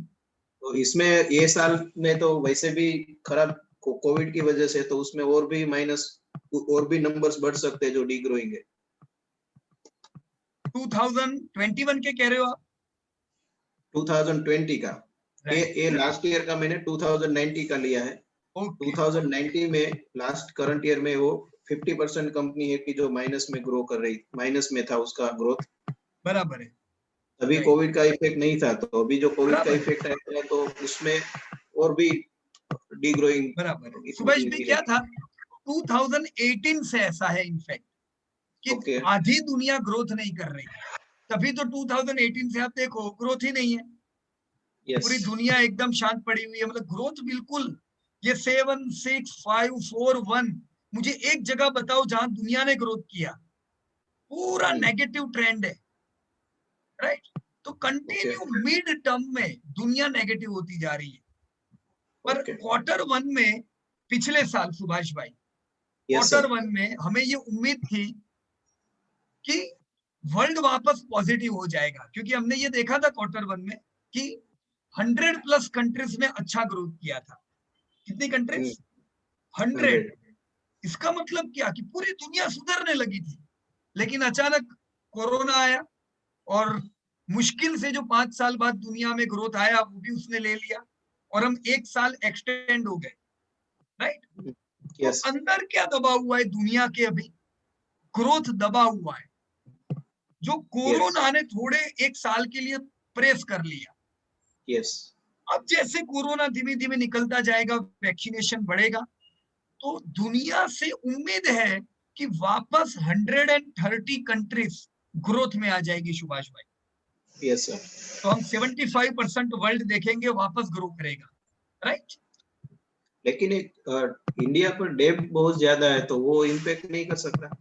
इंडिया पे डेब्ट तो दुनिया से सबसे कम है सुभाष भाई। इंडिया पे डेब्ट तो है ही नहीं। इनफैक्ट जितनी भी कंट्रीज हैं, जो भी लाइन में लिखी है ना वर्ल्ड में, जितनी भी टॉप आपकी मेजर इकोनॉमी, कोई कंट्री ऐसी नहीं है जिसकी डेब्ट इंडिया से कम हो। ओके। जीडीपी टू डेब्ट हमारा बहुत कम है, और ये हमारी सबसे बड़ी ताकत है सुभाष भाई। और बहुत जगह है डेब्ट के लिए। और ये देखो डेब्ट कब लेते पता है सुभाष भाई? मैं आपको ये बोलूं, फॉर एग्जांपल आप करते क्या हो सुभाष भाई? मैं डॉक्टर हूँ। आप डॉक्टर हो सुभाष भाई, राइट? अब मैं आपको सुभाष भाई कहता हूँ एक काम करते सुभाष भाई, थोड़ा पैसे का व्यवस्था कर लो, अपन अहमदाबाद में 2-3 होटलें डाल देते हैं, क्योंकि बहुत सारे लोग स्टैच्यू ऑफ यूनिटी आएंगे, 5-6 करोड़ रुपए तो होटल में लगाते हैं अपन, कुछ पैसा बाहर से लाएंगे। तो Yes. सुभाष भाई को लगता है कि चलो पैसा डाले, लेकिन अभी कोरोना चल रहा है, तो सुभाष भाई क्या बोलेंगे, पीयूष भाई थोड़ा ठहर जाते हैं। कोरोना ये इतना मुश्किल समय है जो टाइम पे पैसा लगाने में डर लगता है, तो डेप्ट लेने में तो और कितना डर लगेगा। जब आप Yes. उसके पैसे नहीं लगाओगे तो डेप्ट तो लेने ही नहीं वाले हो। ओके तो ये उम्मीद है कि इस साल से अब वापस बाजार खुलेगा, बाजार मतलब इन्वेस्टमेंट आएंगे, जो दबे हुए इन्वेस्टमेंट है ना 2 साल से, वो वापस लगेंगे और इंडिया वापस ह्यूज पैसा लगाएगा बिजनेस पे, राइट। शुरुआत में खुद का पैसा और बाद में डेप्ट बढ़ेगी। और तो ये डेब्ट का डेटा कहाँ से मिल सकता है? अभी आरबीआई ने अभी पब्लिश किया था ना, उसमें और- हमने डेप्ट का भी countries डेटा का। दिया था। क्योंकि अब तक मुझे ऐसा लगता था कि इंडिया पे बहुत ज्यादा कर्जा है। और आप डेप्ट बोल फ्री रहे कंपनी है सुभाष भाई इंडिया। तो इंडियंस की आदत क्या है पता है ना सुभाष भाई, एकदम कंजर्वेटिव। हम Okay. डेप्ट लेने से पहले 10 बार सोचते हैं। Yes sir. Right? तो डेप्ट Okay. नहीं है। देखो डेप्ट 2 देखी जाती है, एक पब्लिक डेप्ट और एक गवर्नमेंट डेप्ट। यस दोनों ही डेप्ट हमारी कम है, राइट। और हमारे पास बहुत जगह है डेप्ट लेने के लिए, जो हम लेंगे इस बाकी- साल। इनफैक्ट अभी बजट में भी कहा था निर्मला मैडम ने कि डेप्ट लेवल बहुत ही नॉर्मल से भी कम है हमारा, अच्छा है, मतलब कंफर्टेबल है। और इस बार ग्रोथ के लिए डेप्ट भी कंट्री लेगा, ओके। राइट। तो ये कोई रिस्क नहीं है। और कंट्रीज का डेब्ट कहाँ से हमें जानने को मिल सकता है? वर्ल्ड बैंक आपने जहां से देखा वहीं से देख सकोगे आप। Okay sir. बराबर, हम धीमे धीमे एक्सप्लोर करेंगे सुभाष भाई ये सारी चीजें, okay thank you sir. Thank you. Okay. So thank you very much. And yes Amarjeet ji, yeah you can unmute yourself and let me till that time open your homework. AGS के नाम से होगा सर, करेक्ट। Okay AJS. मैंने कल ही प्रसाद को पूछा था AJS कौन है, मेरे को बताओ, पर मेरे को पता नहीं चला। मैं बोला कि कोई शाह होंगे। चलो बढ़िया। Good evening sir. अच्छा सर, अगर हम राइट साइड में चलेंगे जहाँ पे Okay. कैलकुलेशन की है, राइट, ओके, यहाँ सर, जो सर अभी हमने ये पास ग्रोथ देखी है, जैसे फ्रॉम हाँ। 1960 देखी है, 91 से देखी है, राइट, 2000 से देखी है, तो जो एवरेज ग्रोथ निकल रही है सर, हमने इन सबका एवरेज लिया है। हाँ, हालांकि right. ज्यादा फर्क नहीं पड़ेगा, बट इनका अगर टाइम पीरियड देखें तो हर एक का अलग अलग है। तो बराबर, एवरेज लेने के लिए हमें वेटेड एवरेज लेनी पड़ेगी। बराबर, और दूसरा सोल्यूशन उसका वो है जो मैंने अभी देखा महेश जी ने किया है कि पीरियड फिक्स है 10-10 साल का, फिर उसमें बराबर। कोई इशू नहीं आएगा। बराबर। लेकिन मेरे- उसमें मेरे क्या यही होगा point था। अमरजीत जी कि हमें नियर और मिड टर्म का भी वेट रहे, ऐसा करना है। अगर मुझे मिड टर्म को भी वेटेज देना है तो उसके लिए जो लॉन्ग टर्म के बहुत से डेटा है सर उसको थोड़ा डिस्काउंट करना पड़ेगा। मतलब मेरे को 1 या 2 ही डेटा लेने पड़ेंगे, तभी मिड टर्म को वेटेज बढ़ेगा। ओके, बराबर। जैसे ठीक। मैंने क्या बताया अभी कि 20 ईयर का डेटा ले लो, 50 का ले लो, पर 2 ही डेटा लो। और मिड टर्म पे भी हम वेटेज दे। अब मिड टर्म आपका जो है 5 साल का, उसको अभी कुछ वेटेज मिला। अगर आपने 3 डेटा लिए ना तो 30% तो वेटेज मिला ना उसको, तो उसकी Correct. इफेक्ट थोड़ी आएगी, ठीक। राइट। और उसके बाद हम करंट ट्रेंड का भी डेटा लेंगे, करंट ईयर वाला जो लिया सर। या वो बहुत इंपॉर्टेंट है। पर करंट ईयर का डेटा अभी आपके पास नहीं है, राइट। तो आपको किधर से लेना पड़ेगा, आईएमएफ से लेना आईएमएफ के, पड़ेगा, हाँ जी। राइट। वहां से अगर आप करंट ट्रेंड लोगे तो देखो अभी इक्वल इक्वल हो गया, सर समझे। देखो 2 डेटा लॉन्ग टर्म और 2 data short term, 5 and 1 year. Correct. तो पूरा पूरा जो अभी कंट्री ग्रोथ कर रही है उनके साथ भी आप वेटेज दे पाओगे, बराबर ना। ठीक पर है। इससे प्ले करो, ये खेलो। आपको कुछ नेगेटिव पॉइंट पता चले, कुछ पॉजिटिव पता चले, इट्स ऑल राइट। पर ये डेटा ठीक। आपका जो एक बार बन गया ना, अभी इससे थोड़ा खेलना पड़ेगा और कई चीजें एक्सप्लोर होगी इसमें से, राइट। ठीक है सर। ना रिसर्च में कुछ गलत नहीं है और कुछ सही नहीं है, राइट। हम इसमें से कुछ भी चीज क्रिएट कर सकते हैं। ओके, ठीक है सर। और कोई Thank you. बेहतर चीज आपको इसमें से मिली? इसमें सर अगर आप देखें एक दो कंट्री ऐसे हैं जिनका इनिशियली डाटा अवेलेबल है, बीच में उनका डाटा, जैसे इराक है sir. I have taken first 50 countries. अच्छा, आपने 50 कंट्री लिया है? हाँ, मैंने 50 लिए सर। Okay, wonderful. तो जैसे आप इराक का देखेंगे सर, उसका सीरियल 22, हाँ ये Right. सर। तो इसका अगर हम चलेंगे तो अगर हम देखते हैं तो शुरू से फ्रॉम कॉलम डी ये 5-6 साल का है, फिर बीच Right. में 3 साल का मिसिंग है, बराबर है। फिर उसके आगे चलते हैं तो ये डाटा अवेलेबल है। हम्म, तो इट मींस जब हम कैलकुलेट करें, हाँ फिर इधर फिर मिसिंग है सर, ये सारा जो है। राइट। तो ये टोटल जो 59 इयर्स हैं उसमें से हम्म। इतने साल हमको निकालने पड़ेंगे, तभी इसकी एवरेज सही बनेगी। नहीं नहीं नहीं नहीं, ऐसा नहीं होगा। देखो, आप जब एवरेज निकालते हो तो डायरेक्टली आपने करंट ईयर और 59th ईयर लिया है। अब बीच में डेटा होते या नहीं होते उससे कोई फर्क नहीं पड़ा हमें, क्योंकि हमने तो दो ही एक्सट्रीम पॉइंट लिए हैं, current year and previous year. Okay, बराबर ना? ओके। तो ये डेटा से कोई फर्क नहीं पड़ेगा। लेकिन हाँ, अगर मान लो आपको 20 साल का डेटा देखना है और ये ब्लैंक में कहीं 20 ईयर आता है तो आप नहीं गिन पाओगे, क्योंकि ये डेटा ही नहीं है आपके पास। डेटा ही नहीं है, ठीक ठीक। ये वर्ल्ड बैंक के पास नहीं है। आपको पता ही है ये समय इराक में Correct. सब क्या चल रहा था, करेक्ट, वो करेक्ट, डेटा उपलब्ध ही नहीं थे। राइट? Got it. तो ऐसे बहुत सी कंट्री में होगा कि जिनके वो समय के डेटा आपको नहीं मिलेंगे। ठीक सर, बराबर? ठीक है सर। और 50 कंट्रीज है तो चलो आपका डेटा थोड़ा मैं देखता हूं कि कुछ और अमेजिंग चीजें मिली क्या 50 कंट्रीज में से।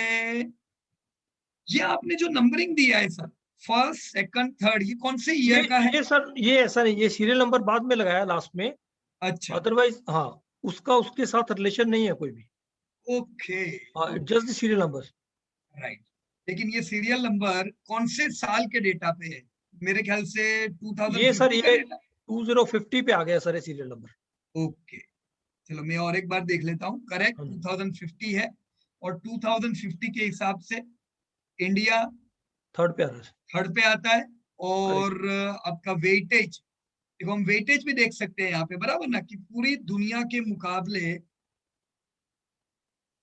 Just let me check.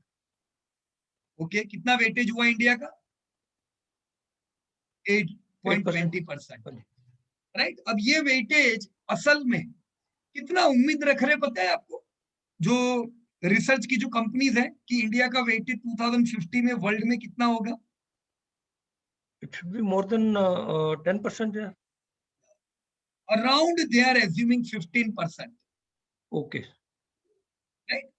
क्योंकि जो हमने अभी कहा ना, यंगेस्ट डेमोग्राफी, तो ये इंडिया एक ऐसा कंट्री ही है, ये पूरे लिस्ट में जो टॉप 10 में है, जो 2050 तक यंग होगा, क्योंकि अभी हमारी जस्ट वो लाइन शुरू हुई है यंग की।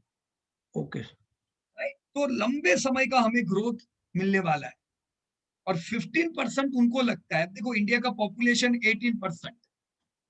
राइट? तो हम अगर 18% पॉपुलेशन वाले होके 15% प्रोड्यूस करेंगे तो भी वो आउट परफॉर्मिंग नहीं है सर, एवरेज हुआ। एवरेज है, तो अभी तो बिल्कुल खराब है ना? Correct, correct, right? और देखो, तो आप चाइना देखो, तो चाइना ने वो कर दिखाया। Absolutely right. Right? China almost पहुंचेगी तब तक कि भाई उनका पॉपुलेशन जितना है उतना, उससे भी ज्यादा वो प्रोड्यूस करेंगे, जो आज कई कंट्रीज कर रही है, जापान, यूएस वगैरह। राइट? तो गुड। और आपकी लिस्ट में इंडोनेशिया का नंबर है क्योंकि 2050 है और टॉप 50 कंट्रीज है। अब अगर आप ये कंट्री को देखो, कुछ लोगों को लगता है सर कि इंडिया यूएस को ओवरटेक करेगा टिल 2050। राइट? पैरामीटर्स उन्होंने अपने डाले हैं, दिस फैक्टर, ये इन सारी चीजों की वजह से।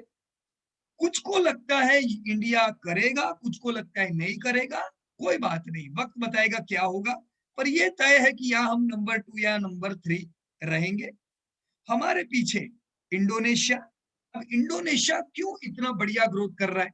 Yes anybody? पॉपुलेशन उनका कंपैरेटिवली बहुत कम है सर, और सेकेंडली उनका जो इंडस्ट्रियल आउटपुट है वो अगर हम देखें प्रोपोर्शनेटली तो वो बहुत ज्यादा है। ओके, अच्छा इंडोनेशिया का एवरेज एज कितना है? Demographics let me check. देखो यहाँ पे median age of Indonesia 29 years है ना? करेक्ट। या और इंडिया 27। 26.8। दूसरा एक कंट्री का मैंने नाम देखा यहाँ पे आपके, नाइजीरिया, सॉरी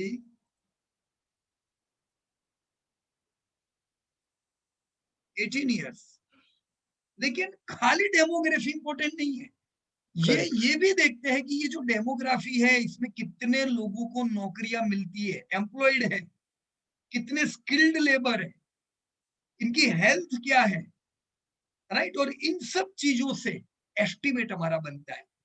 अगर बीमार कंट्री रहेगा तो क्या वो ग्रोथ कर पाएगा? नहीं कर पाएगा, बराबर ना। इसीलिए हमने लास्ट, आपने देखा हो कि आप कुछ साल में हमने हेल्थ पे कई अलग अलग प्रोग्राम देखे। अब बजट में देखते हो हेल्थ पे फंड डाला जा रहा है, अब बजट में देखते हो स्किल बिल्डिंग पे डाला जा रहा है। यही इन सब के कारण है। ये सर अगर हम अगर सर हम IMF का डाटा देखें तो उन्होंने मार्च 21 तक का डाटा दे रखा है, उसमें उन्होंने 7 और 8 इंडिकेटर्स ले रखे हैं जिसमें सारी चीजें आती हैं। राइट, तो देखो वो इंडिकेटर अगर हम हाँ कहिए। हाँ, वो इंडिकेटर्स लेते हैं तो फिर सारा कुछ कंबाइन करके then we can know much better के ग्रोथ कैसे होगी। Correct sir, absolutely correct, right. और यही सब चीजें प्ले करेगी फैक्टर आने वाले समय में, राइट। आपने यहाँ पे किसी ने भी पॉपुलेशन का डेटा डाला हुआ है यहाँ पे, world population country wise? Let me check. अच्छा, यहाँ पे हमने डाला हुआ है, let me check chart. Okay,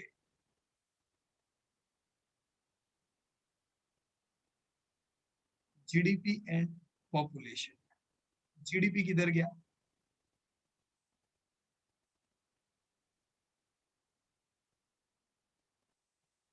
just a minute.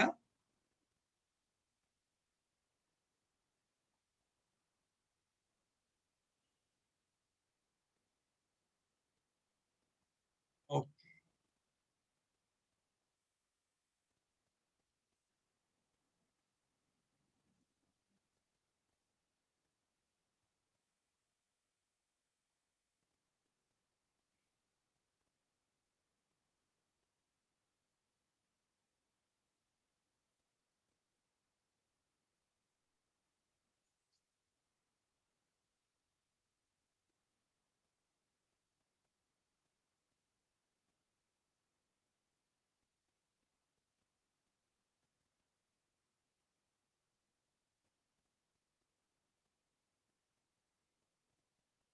Okay, population data, right, दिख रहा है आप लोगों को? करेक्ट। नंबर 1 चाइना, इंडिया, फिर कौन है populated? United states, US, Indonesia. तो हम ये नहीं कह सकते कि कम पॉपुलेशन। पॉपुलेशन एक इंपॉर्टेंट चीज है, पर पॉपुलेशन के हिसाब से जीडीपी नहीं मिलता है जब तक कि ये population well educated, good health, कम लड़ाइयाँ हो एक दूसरे के साथ ताकि कम पैसा खर्चा जाए वहां पे भी, राइट, कम लड़ाइयाँ, और स्किल्ड पॉपुलेशन हो तो ये पॉपुलेशन का फायदा मिलता है, राइट। देखो पाकिस्तान हाईली पॉपुलेटेड। तो अब आपके डेटा को मैं अगर देखता हूं 2050 जो आपने अभी बताया, देखो थोड़ा थोड़ा वापस पॉपुलेशन के साथ आपका डेटा मैच कर रहा है, हो रहा है वापस। ऐसा ही होता है जैसे इंडिया और चाइना दुनिया के सबसे पॉपुलेटेड कंट्री थे 1 AD में, और उस समय भी इंडिया और चाइना ही दुनिया को प्रोड्यूस कर रहे थे, राइट। तो ये वापस यही चीजें हो रही है। Highly populated countries, if they are good skill building, then they are going to produce, बराबर है? ठीक। So thank you very much. Thank you sir. Amarjit ji, and let me talk with Mr. Sagar. Yeah, Sagar. Hello, good evening sir. Yeah, good evening. कहिए सागर भाई। Yes sir. Sir data analysis करने के बाद sir एक पता चला कि GDP के साथ एक्सपोर्ट इंपोर्ट डेटा का कुछ कोरिलेशन होता है क्या? बराबर है। यानी इंडिया 3 ट्रिलियन का इकोनॉमी है, तो उसमें से कितने फिगर्स सर कितने अमाउंट का एक्सपोर्ट करती है तो कौन से कमोडिटीज ज्यादा एक्सपोर्ट करती है, इंपोर्ट करती है तो कौन से कमोडिटीज ज्यादा इंपोर्ट करती है, इसका कुछ कोरिलेशन है जीडीपी के साथ? जरूर होता है। देखो, अगर हम लोग सिर्फ इंपोर्ट करते जाएंगे तो उससे फायदा किसको मिलेगा? जो कंट्री से इंपोर्ट कर रहे हैं वो कंट्री से। तो हम लोग यहाँ बैठे बैठे कौन सी कंट्री को बढ़ावा दे रहे हैं? हम कंज्यूम कर रहे हैं, पर वो कंजम्पशन का अपनी कंट्री को फायदा ही नहीं है।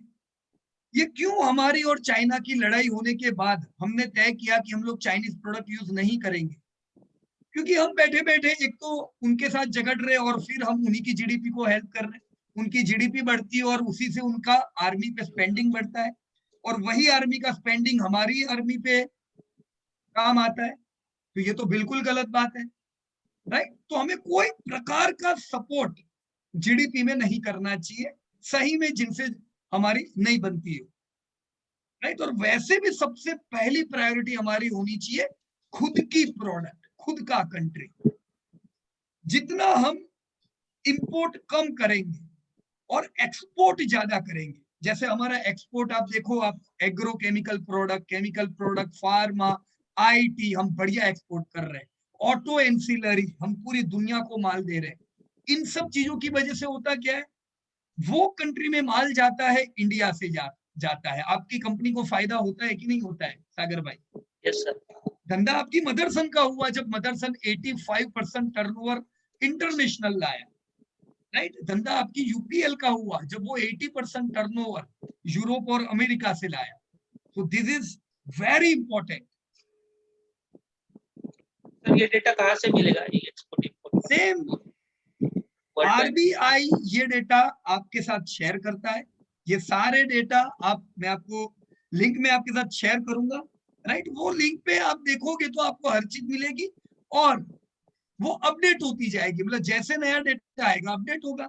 अब ये सब डेटा क्या है ना सागर भाई, रोज नहीं देखना है, पर जब अपडेट होगा, जब वापस आरबीआई पब्लिश करेगी, हम एक बार देखें तो ये अच्छा है। हमें पता रहेगा कि चलो सब एज इट इज प्लांट जो था वैसा चल रहा है कि कुछ गड़बड़ है, बराबर ना? बाकी इंपोर्ट एक्सपोर्ट एक बहुत ही इंपॉर्टेंट चीज है, राइट? चाइना को इतना ग्रोथ क्यों मिला? चाइना कैसे इतनी बड़ी बन गई? उनका डोमेस्टिक कंजप्शन भी है, लेकिन वो क्या कंज्यूम कर सकते थे? उनके पास पैसा तो था नहीं। उनका जीडीपी पर कैपिटा इंडिया दोनों का एक जितना था। 50% लोग बिलो पॉवर्टी लाइन थे चाइना में भी और इंडिया में भी। आपको क्या लगता है वो लोग कंज्यूम करते थे? बिल्कुल नहीं। पर उन्होंने प्रोड्यूस किया और वो प्रोडक्शन पूरी दुनिया ने कंज्यूम किया। कंजप्शन दुनिया में हुआ, उनको फायदा हुआ। तो आज पूरी दुनिया में माल फेंकता है चाइना, राइट? और सर जीडीपी का डेटा एनालाइज करने के बाद एक चीज पता चली कि इंडिया 2030 में भी थर्ड रैंक है एज पर अभी करंट डेटा से चले, और 50 में भी थर्ड रैंक आ रहा है इंडिया का। तो सर इंडिया को जीडीपी डेवलप करने के लिए सर क्या करना पड़ता? यही फैक्टर्स जो अभी हमने कहे, स्किल बिल्डिंग, एजुकेशन, और यही डेटा आरबीआई इसलिए देता है आपको बताने के लिए भी हम सही कर रहे हैं कि नहीं। फाइनेंशियल इंक्लूजन बहुत जरूरी है। देखो, अब तक हमारे अकाउंट ही नहीं थे, बैंक अकाउंट थे ही नहीं लोगों के पास। तो बैंक अकाउंट नहीं थे तो ब्लैक इकोनॉमी था। 10 लाख की गाड़ी आएगी पर वो ब्लैक में आएगी, तो इससे कोई फायदा नहीं होता इकोनॉमी को। फाइनेंशियल इंक्लूजन की वजह से ट्रांसपेरेंसी बढ़ती है, राइट? तो ऐसे कई फैक्टर है और ये फैक्टर पे हम धीमे धीमे चर्चा करेंगे, राइट? अभी आइडिया क्लियर है? ऐसा लगता तो नहीं है ना इंडिया नहीं बढ़ेगी? क्या कहते हो? यस सर, बढ़ेगी सर, जरूर बढ़ेगी। Right, okay, so thank you very much Sagar. Thank you sir. Yeah and yes Monarch Rawal. Yes Monarch ji, good evening sir. Good evening Monarch ji. Should I open your homework? हाँ जी, 2-3 क्वेरीज थी उससे related. Okay, कहिए मुनाक जी। सी पहला मेरा query ये था कि ओवरऑल इंडियन इकोनॉमी का जो हिसाब से हम फोरकास्ट और ये सब देख रहे हैं, but world economy is slowing down. In fact last year तो मतलब ऐसा है कि रिसेशन का 3.5% नेगेटिव का प्रेडिक्शन है वर्ल्ड बैंक का। करेक्ट। तो ऐसे सिचुएशन में क्या ग्रो हो सकते हैं कि जब वर्ल्ड रिसेशन में है और फिर मतलब ऐसा है कि कुछ इकोनॉमीज ग्रो हो सकती है? राइट, क्योंकि एक्सपोर्ट्स और ये सब का भी काफी डिपेंडेंसी रहता है। करेक्ट। आपका बहुत ही बढ़िया सवाल है मुनाक जी, और ये सवाल का जवाब आपको अंदर से तब मिलेगा जब आप इस चीज को कंटिन्यू करोगे। राइट, ये जो एक्सरसाइज है ना, अगर इसको कंटिन्यू करते गए ना, अपने आप दिमाग में तार बैठते जाएंगे। राइट, देखो अभी मैं आपको जवाब दे देता हूं, पर भविष्य में आपको अंदर से ये जवाब एडवांस में मिलेगा।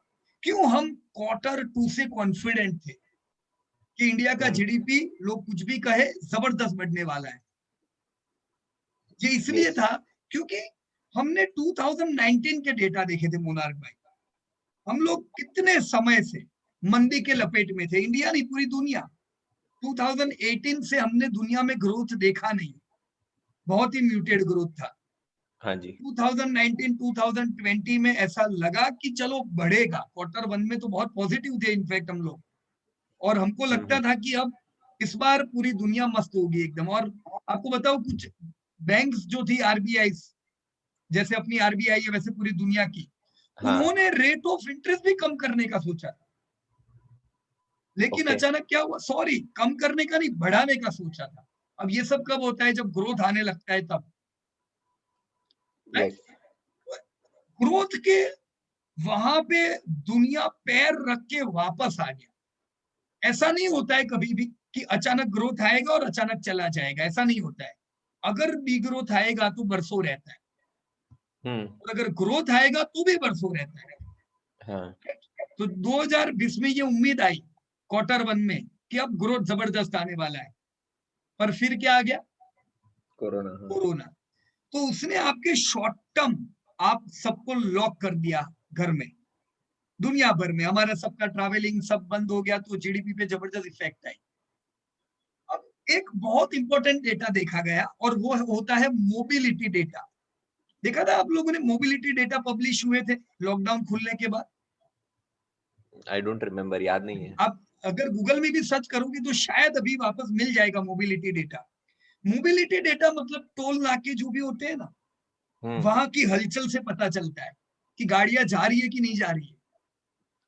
राइट, जो पब्लिक प्लेसेस होती है वहां की हलचल से पता चलता है, लोग आने लगे। तो मोबिलिटी डेटा ये कहता था दुनिया भर का कि जैसे लॉकडाउन धीमे धीमे खुला, लोग वापस काम पे लग गए। और पहले ये प्रेडिक्ट किया गया था कि ये मंदी लंबी चलेगी, पर जैसे मोबिलिटी डेटा आए और दुनिया ने देखा कि लोग बाहर निकल के प्रोड्यूस कर रहे हैं, इमीडिएटली पूरी दुनिया के जो रेटिंग थे वो सुधार दिए। राइट, और ज्यादातर सबसे बड़ा इफेक्ट इंडिया में आया, क्योंकि इंडिया में मोबिलिटी बहुत हाई था। अब उसी वजह से हम दूसरी लपेट में भी आ गए ना कोरोना में, क्योंकि जबरदस्त हम लोग भूल ही गए थे कोरोना नाम की कोई चीज थी। तो हाई मोबिलिटी इकोनॉमी के लिए बढ़िया थी, लेकिन कोरोना में सेकंड वेव लाने के लिए भी जिम्मेदार रही, और हमने और 2 महीने खराब देखे। और उम्मीद क्या है मुनाज जी, अगेन इस साल से 2021 से हम जबरदस्त रफ्तार में दुनिया की इकोनॉमी को बढ़ता हुआ देखेंगे। इंडिया भूल जाते, वर्ल्ड, ये जो आपने देखा ना 3%, ये वापस से 3% और लाइफ टाइम हाई की ओर चलेगी। और एक चीज तय है, अगर दुनिया 3% पे, तो इंडिया की तो आदत है डबल ग्रोथ की दुनिया से।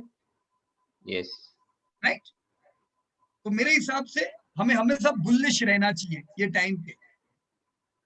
ओके, क्योंकि एक शॉर्ट टर्म प्रॉब्लम है, और वो शॉर्ट टर्म प्रॉब्लम जैसे ही हल्का होता है वापस हम प्रोड्यूस कर रहे हैं। हमने मुनाज जी रिजल्ट जब अपडेट किए Q2 के, फिर 9 मंथ के, वो रिजल्ट में ही आप देखो तो सेल्स बढ़ चुके थे कंपनियों के। तो देखो कंपनी को मौके खाली 3 महीने धंधा करने के मिले और 3 महीने में सब वसूल कर दिया, राइट। और इनफैक्ट आप देखोगे तो निफ्टी 50 का सेल्स इस बार बिल्कुल घटा नहीं होगा, सेल्स बढ़ के आया, प्रॉफिट बढ़ के आएंगे, राइट।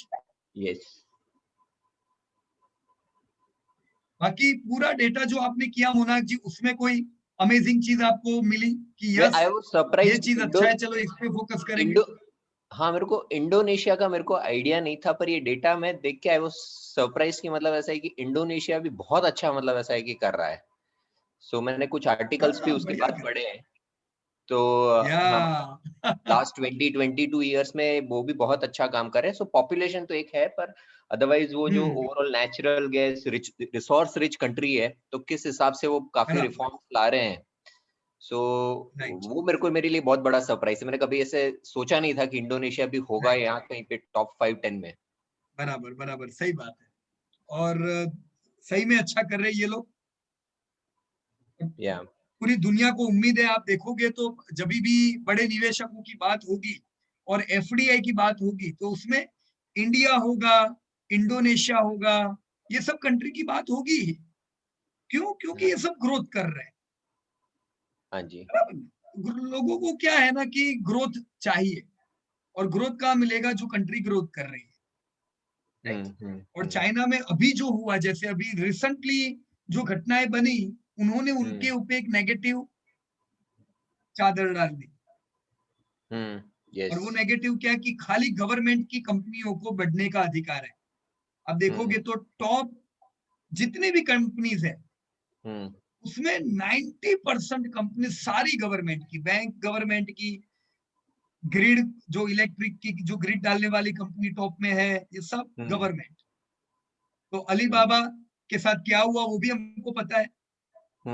तो ऐसा ना हो कि हम लोग चाइना में पैसा डालें और कुछ ऐसा हो जाए, फिर कौन ट्रस्ट करेगा? हाँ जी, तो इससे और डाइवर्जेंस हुआ इंडिया की ओर, डर गए इन्वेस्टर्स को। ऐसा है कि नहीं, चाइना पे भरोसा नहीं किया जा सकता है इसकी वजह से। तो ये तो इंडिया के लिए और अच्छा है, राइट। सो और एक इसका लीडिंग क्वेश्चन है मेरा।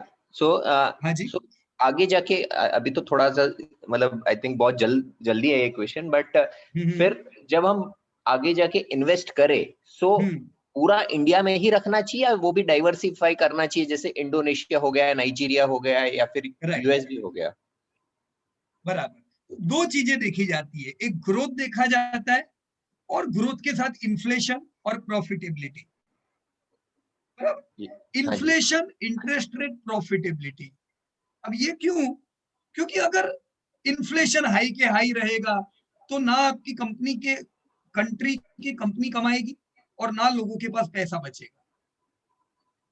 करेक्ट। इंडिया ने प्रूव किया है, पिछले दशक का पूरा हम देखें तो इंडिया जबरदस्त काबू में रख पाया है इन्फ्लेशन को। यस, राइट, ये चीज ने अट्रैक्ट किया है। तो अगर इन्फ्लेशन काबू में रहता है तो कंपनीज की प्रॉफिटेबिलिटी बढ़ती है। क्योंकि आप कोई भी कंपनी ले लो, अगर 10,000 करोड़ का वो धंधा करती है तो 5,000 करोड़ तो उनके रॉ मटेरियल पे चले जाते हैं। हाँ जी, मतलब उनका मेन कॉस्ट इन्फ्लेशन रिलेटेड होता है। वो कमाती नहीं है कंपनी अगर इन्फ्लेशन होगा। और ये सब चीजों में इंडिया बहुत आगे है। और जैसे बांग्लादेश में भी ग्रोथ अच्छा है, लेकिन ये सारी चीजें फेवरेबल नहीं है। ओके, राइट, प्रॉफिट जो मार्जिन है वो कंपनियों के वो 3 to 4% है, जब इंडियन कंपनीज के मार्जिन एवरेज 10% के है। हमारी डेप्थ बहुत कम है। तो मतलब ये प्रूव करती है कि इंडियन कंपनी में खाली जीडीपी नहीं, प्रॉफिटेबिलिटी भी मिलेगी आपको। मेरे हिसाब से देखो, मैं अगर इंडिया में नहीं होता मोनार्क जी, मैं कुछ चॉइस ढूंढता कि चलो एक पॉलिटिकल रिस्क भी ना रहे कि मैं एक ही कंट्री में पैसा डालूं और हो सकता है कल कुछ गड़बड़ हो तो पैसा ब्लॉक हो जाए। तो जनरली जो बड़े निवेशक होते हैं वो डाइवर्सिफिकेशन करते हैं अलग अलग ग्रोइंग कंट्री में। हाँ, और अभी तो काफी वो एटलीस्ट इन करंट ईयर्स वो तो काफी म्यूचुअल फंड और वो सब भी मिलते हैं जो यूएस स्पेसिफिक है, चाइना स्पेसिफिक है। Right, correct. पर डायरेक्ट अगर बड़े निवेशक की बात करें ना, कि वो लोग जो डायरेक्ट कंपनियों में निवेश करते हैं, अब तक उनके पास चाइना एक बहुत बड़ा कंट्री था जहां पे वो लोग पैसा डालते थे, अभी थोड़े नेगेटिव है। हाँ जी। तो एज इंडियन मेरे को नहीं लगता है कि मुझे और कोई भी कंट्री पे ध्यान रखने की फिलहाल जरूरत है। इंडिया इनफ है डेवलपिंग कंट्री में। डेवलप कंट्री में देखे तो यूएस, पर रिस्ट्रिक्टेड पैसा होना चाहिए। मेजर मेरा इन्वेस्टमेंट इंडिया पे ही होना चाहिए 90% जैसा, क्योंकि ग्रोथ तो मुझे इंडिया से ही मिलने वाला है। यस, राइट, या, okay, thank you. Okay, so yes Vishal bhai, you can unmute yourself and let me open your homework. Good morning Piyush ji. Good morning Vishal भाई, कैसे हो? गुड, एकदम बढ़िया। Good evening, sorry. Good evening everybody. Just a minute, आपका homework Vishal नीचे गया, नीचे। अच्छा, नहीं नीचे गया। ओके, अच्छा, तो क्या अमेजिंग डेटा मिला विशाल भाई? कौन सी इंपॉर्टेंट चीज है जो आप फोकस करोगे? अमेजिंग मुझे ये लगा वही इंडोनेशिया एंड नाइजीरिया। मुझे पता नहीं था वही सेम कि इंडोनेशिया टॉप 8 में आ सकता है 2030 में, और नाइजीरिया भी बहुत अच्छा ग्रो कर रहा है on an average 10% every year. Like तो मेरा क्वेश्चन ये था, सपोज कोई इंडियन कंपनीज जिनकी प्रेजेंस इंडोनेशिया और नाइजीरिया में हो या उनका कस्टमर बेस हो, तो उन इंडियन कंपनीज को ज्यादा फायदा हो सकता है। देखो विशाल भाई, असल में क्या है कि इंडियन कंपनीज ये डेटा को स्टडी करके वो ऑलरेडी चली गई है। Yes yes. अगर हमने अपनी इंडियन कंपनीज देखी हो, गोदरेज कंज्यूमर हो गई पर्सनल प्रोडक्ट में, इंडोनेशिया की सबसे ज्यादा बिकने वाली जो ये गुड नाइट जैसी जो आती है प्रोडक्ट, वो गुड नाइट उनकी प्रोडक्ट है। इंडोनेशिया की सबसे ज्यादा बिकने वाली रिक्शा कौन सी है? अपनी बजाज ऑटो। तो कुछ लोग को लगता है ये क्या बजाज इंडोनेशिया में जा रहा है, ये नाइजीरिया में क्यों धंधे कर रहा है? जैसे आप लोग अगर आपने देखा होगा तो अली बाबा जैकमा, वो कितने चक्कर नाइजीरिया और इंडोनेशिया की लगा रहे थे, देखा था आपने? उनकी कई मीटिंग्स अफ्रीकन कंट्रीज में चल रही थी। तो लोगों को लगता था ये क्या कर रहे हैं अफ्रीका में जाके, लेकिन वहां पे ग्रोथ था जो उन्होंने देख लिया है। तो कुछ साल और पहले मैं भी यही सोचता था कि मेरा भाई एयरटेल में काम करता था, तो मेरा भाई बताता था कि एयरटेल अफ्रीका में जा रहा है, नाइजीरिया में कई उसके फ्रेंड्स गए हैं जो नाइजीरिया में काम कर रहे हैं। तो मैं सोचता था क्यों जा रहे हैं। मुझे पता नहीं था कि ये डेटा इतना ग्रोथ है वहाँ पे, मतलब एयरटेल जैसी कंपनी क्यों नाइजीरिया जा रही है। तो अब मुझे समझ में आया क्यों जा रही है। तो जो भी बिजनेसमैन डेटा स्टडी के हिसाब से चलेंगे विशाल भाई, वो अपने टर्नओवर को जबरदस्त बढ़ा पाएंगे। यस, तो वही मेरा क्वेश्चन वही था कि जो ऑलरेडी एग्जिस्टिंग कंपनीज भी हैं, अगर जिनका प्रेजेंस है, कस्टमर बेस अच्छा है, जो रेवेन्यू उन ग्रोइंग कंट्रीज से कमा रही है, तो उनका फ्यूचर, उन इंडियन कंपनीज का फ्यूचर भी अच्छा ही होगा। बहुत अच्छा है, कोई डाउट ही नहीं है। तो ये डेटा हमें कहाँ से मिल सकता है कि ये कंपनी का प्रेजेंस, या फिर इंडिविजुअल कंपनीज के का एनालिसिस करना होगा? उस पे हम आएंगे जब हम आने वाले समय में कंपनी एनालिसिस करेंगे। आपको पता चलेगा कि कौन सी कंपनी कौन से कंट्री में धंधा कर रही है, और ओवरऑल भी हमें आइडिया आ जाएगी विशाल भाई। क्योंकि देखो इंडस्ट्री पे डिपेंड करता है। जैसे फॉर एग्जांपल अगर मैं प्रीमियम प्रोडक्ट बेचता हूँ, जैसे आईटी की सर्विसेज जो है वो अभी प्रीमियम मानी जाती है, जो टीसीएस प्रोवाइड करती है, जो गरीब कंट्री की कंपनीज को वो ले ही नहीं सकते अभी, राइट? तो उनको क्या फोकस करना चाहिए? वो लोग ग्रोइंग इकोनॉमी नहीं देखते, वो लोग डेवलप कंट्री देखते हैं। कहाँ पे डेवलप लोग हैं जो पैसा कमा रहे, वैसे कंट्री में मैं जाऊंगा तो मेरी प्रीमियम गाड़ी, मेरी प्रीमियम प्रोडक्ट या मेरी आईटी की सर्विस बिकेगी। तो इसीलिए आप देखो तो आईटी के जो धंधे हैं वो ज्यादातर डेवलप कंट्री में ही आते हैं। यस। अब फार्मा की कंपनी है तो फार्मा थोड़ा अलग सोच सकती है, वो ये भी देखेगी कि सबसे ज्यादा बड़ी उम्र के लोग कहाँ हैं। तो सबसे ज्यादा जापान बड़ी जाएगी। उम्र के लोग किधर है? जापान। हाँ? जापान। या average age of Japan. Japan. Okay, median age of Japan 48 year old. तो कोई डाउट ही नहीं है। देखो, दो फायदे हुए। अगर मैं फार्मा की कंपनी हूं तो एक तो मेरे को वहां पे टारगेट मार्केट तो पूरा मेरा सब टारगेट मार्केट में ही आते हैं, हाँ। राइट। और दूसरा, कोई टारगेट मार्केट वाला बंदा ये भी नहीं कह सकता है विशाल भाई कि मेरे पास पैसे नहीं है, मैं तुम्हारी दवाई नहीं इस्तेमाल कर सकता हूँ, बहुत महंगी है। पैसे भी है जापानीज के पास। यस। इसीलिए आप देखो तो जापान दुनिया का सबसे बड़ा फार्मा का मार्केट है, राइट। यस। ये सब डेटा देखने के बाद बिजनेसेस अपने अपने बिजनेस को ग्रोथ करते हैं।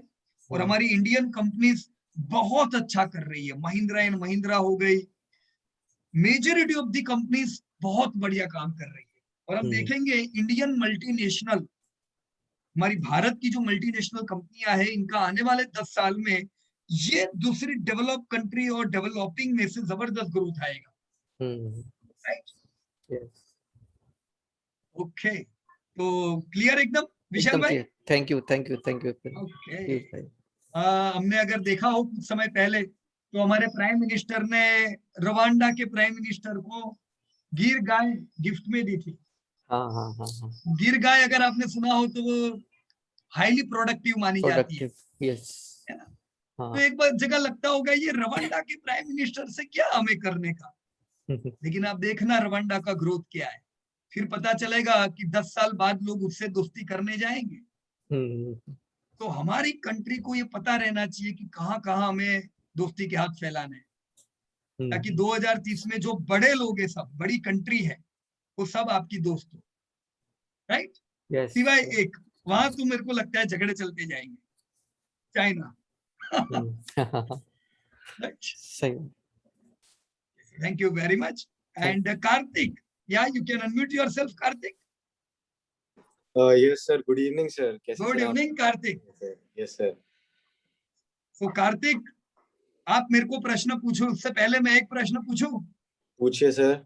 ये जीडीपी बीडीपी सब बहुत ज्यादा नहीं हो गया ना?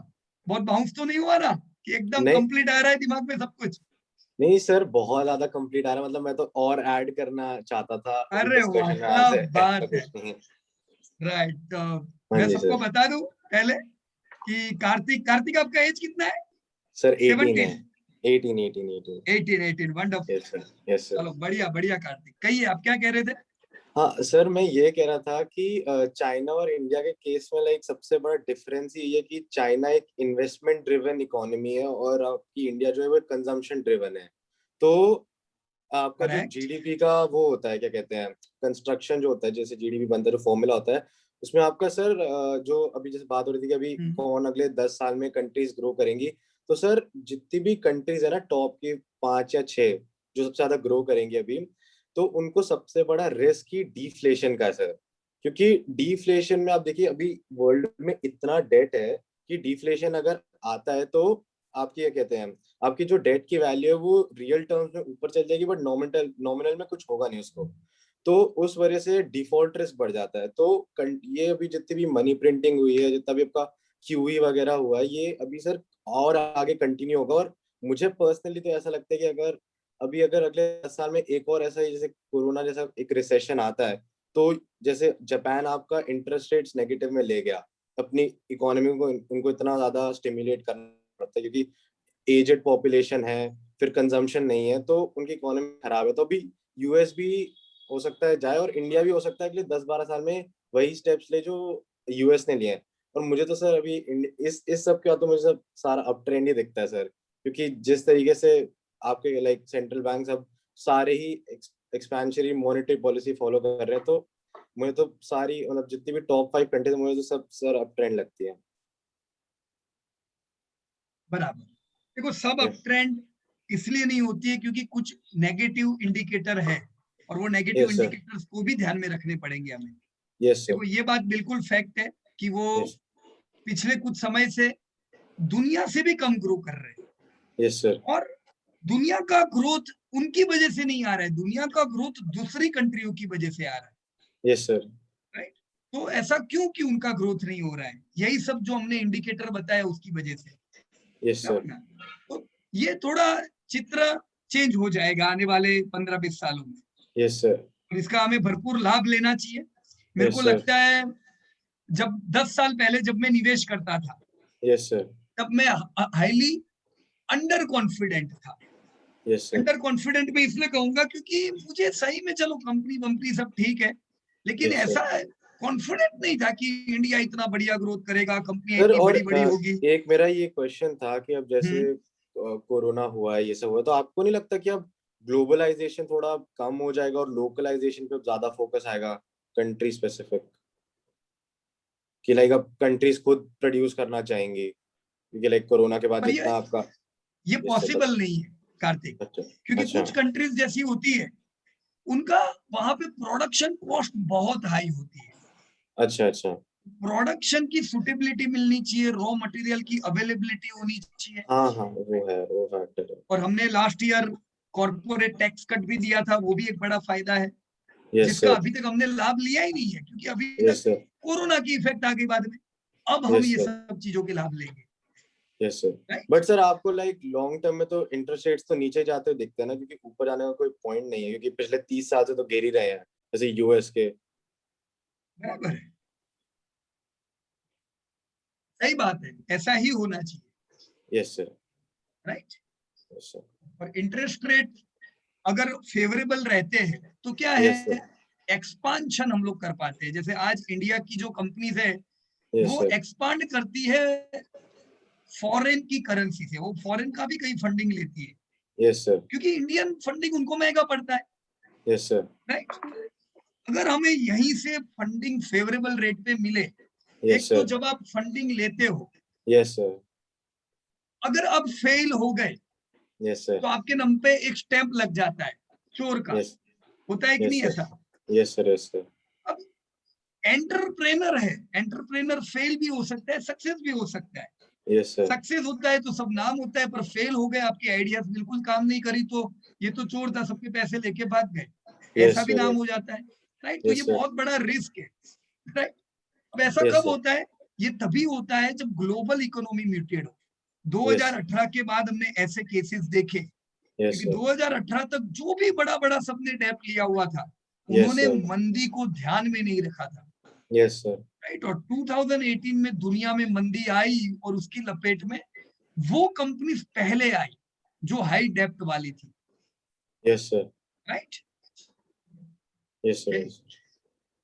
सो thank you very much Kartik, बढ़िया आपने भी काम किया हुआ है। And let us talk with mister जय किशन जी। या जय किशन जी, सो गुड इवनिंग और गुड आफ्टरनून। अभी क्या है दुबई में?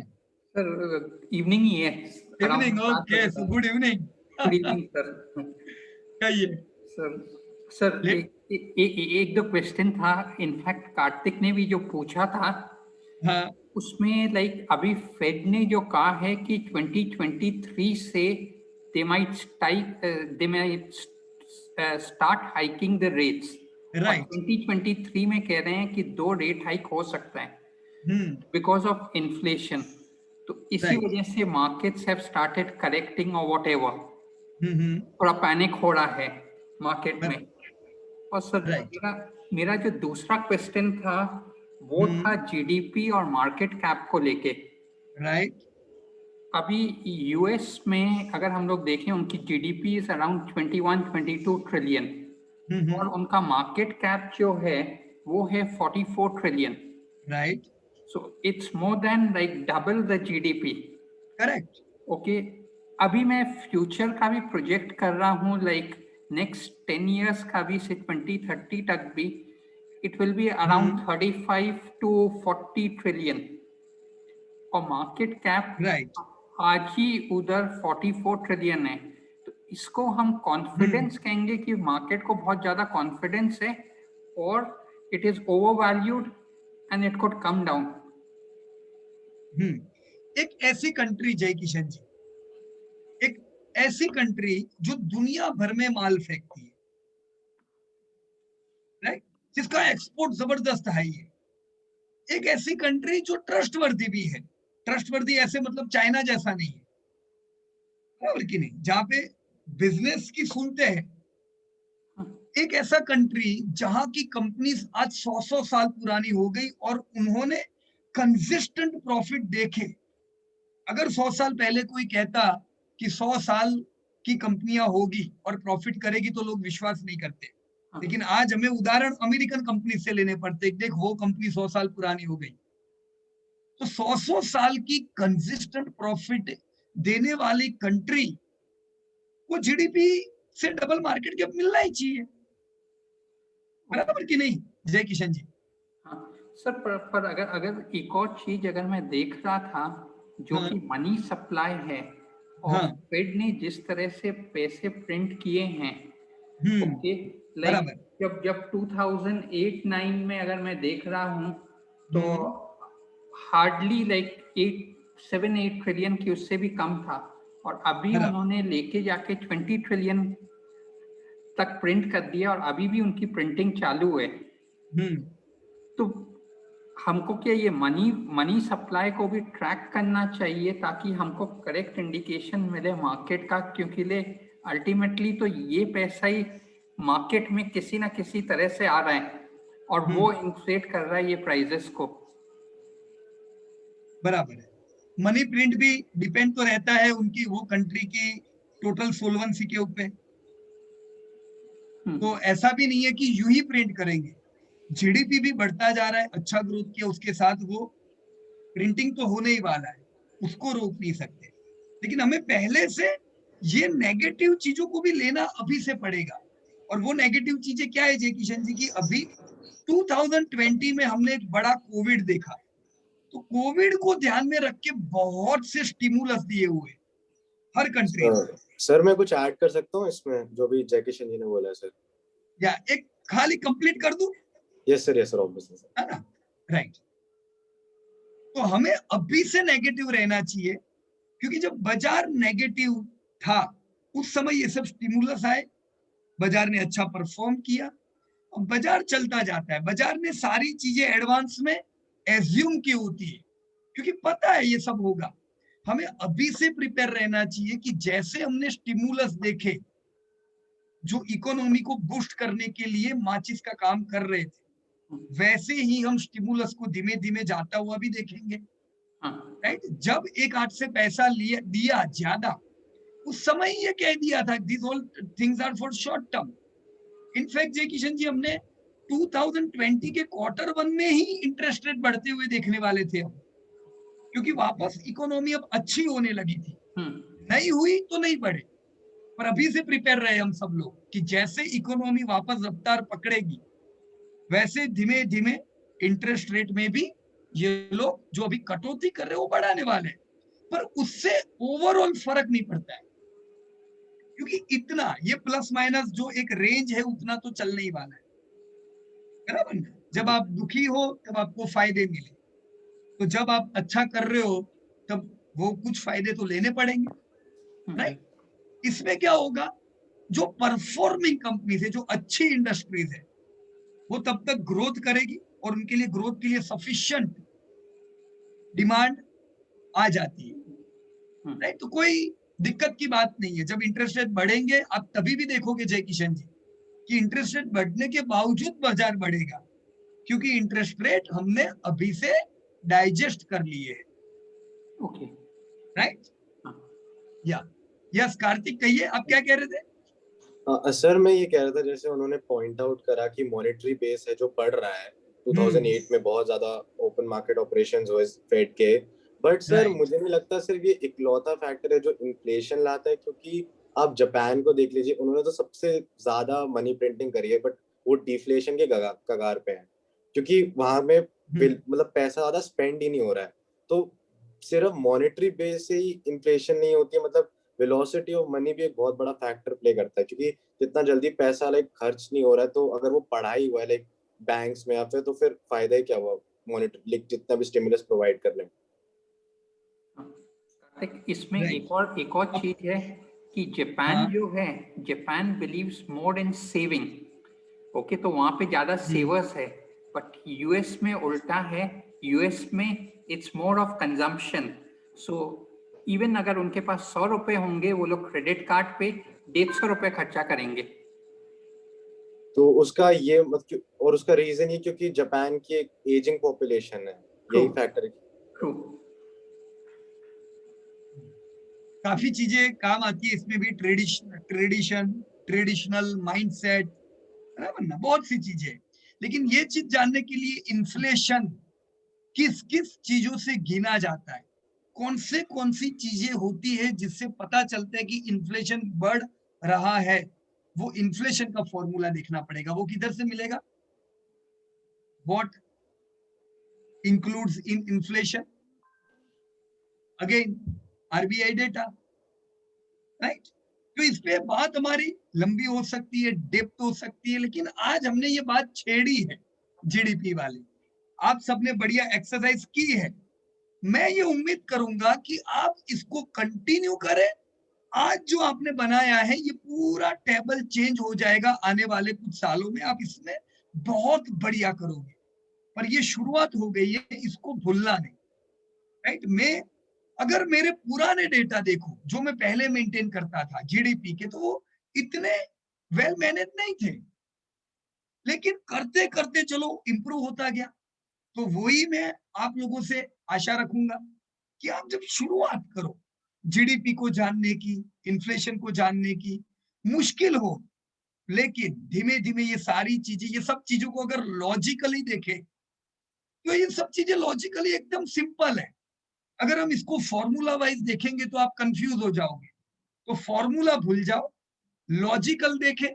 इन्फ्लेशन, जीडीपी, डेटा आता है, पढ़ने का प्रयास करें, और ये जो स्प्रेडशीट बनाई है उसमें आप अपने डेटा को ऐड करते जाएं, राइट? यही वो डेटा है जिसने हमें कॉन्फिडेंस दिया था इंडिया पे जब वो टॉप 10 पे नहीं थी। जब लास्ट ईयर भी हम लोग आपके सिटी में आए, जब इंडिया 7th थी, तब हमने हर शहर में कहा था कि इंडिया 5वें नंबर पे आने वाली है, जो बोलना वो बोलो।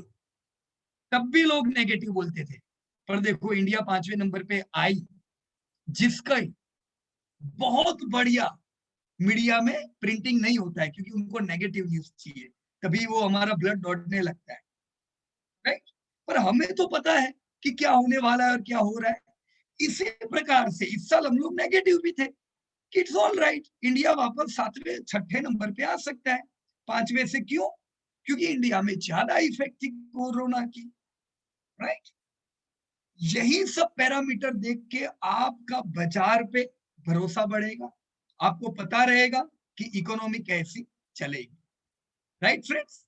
So hope this GDP chapter would have helped you in many ways, और हम जरूर ध्यान रखेंगे आने वाले समय में इसे हम अपग्रेड करते जाए, राइट?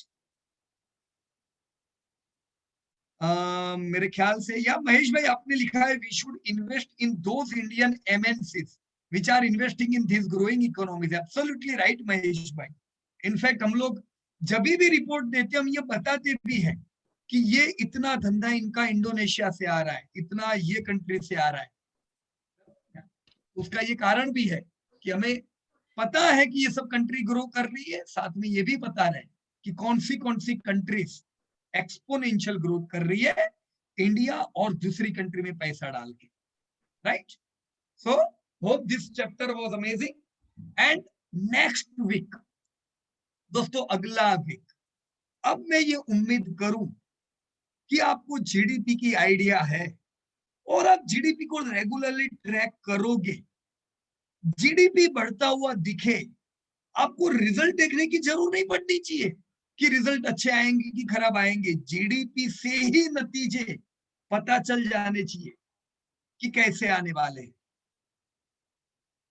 डेटा डिक्लेयर होते हैं ऑटो के हर पहली तारीख को, वो पहली तारीख के डेटा देख के पता चल जाना चाहिए ऑटो में क्या चल रहा है। पहले वीक में डेटा आते टेलीकॉम के, कितने सब्सक्राइबर कौन सी कंपनी के बढ़े, टेलीकॉम सब्सक्राइबर देख के एडवांस में पता चलना चाहिए एयरटेल के बढ़ रहे कि किसके बढ़ रहे। दोस्तों, data is gold mine, it's a new gold. अगर हम डेटा को अभी से देखना शुरू करेंगे 3-1 साल में, it's not a short term commitment, आने वाले समय में हाई क्लियरिटी होगी दोस्तों, राइट।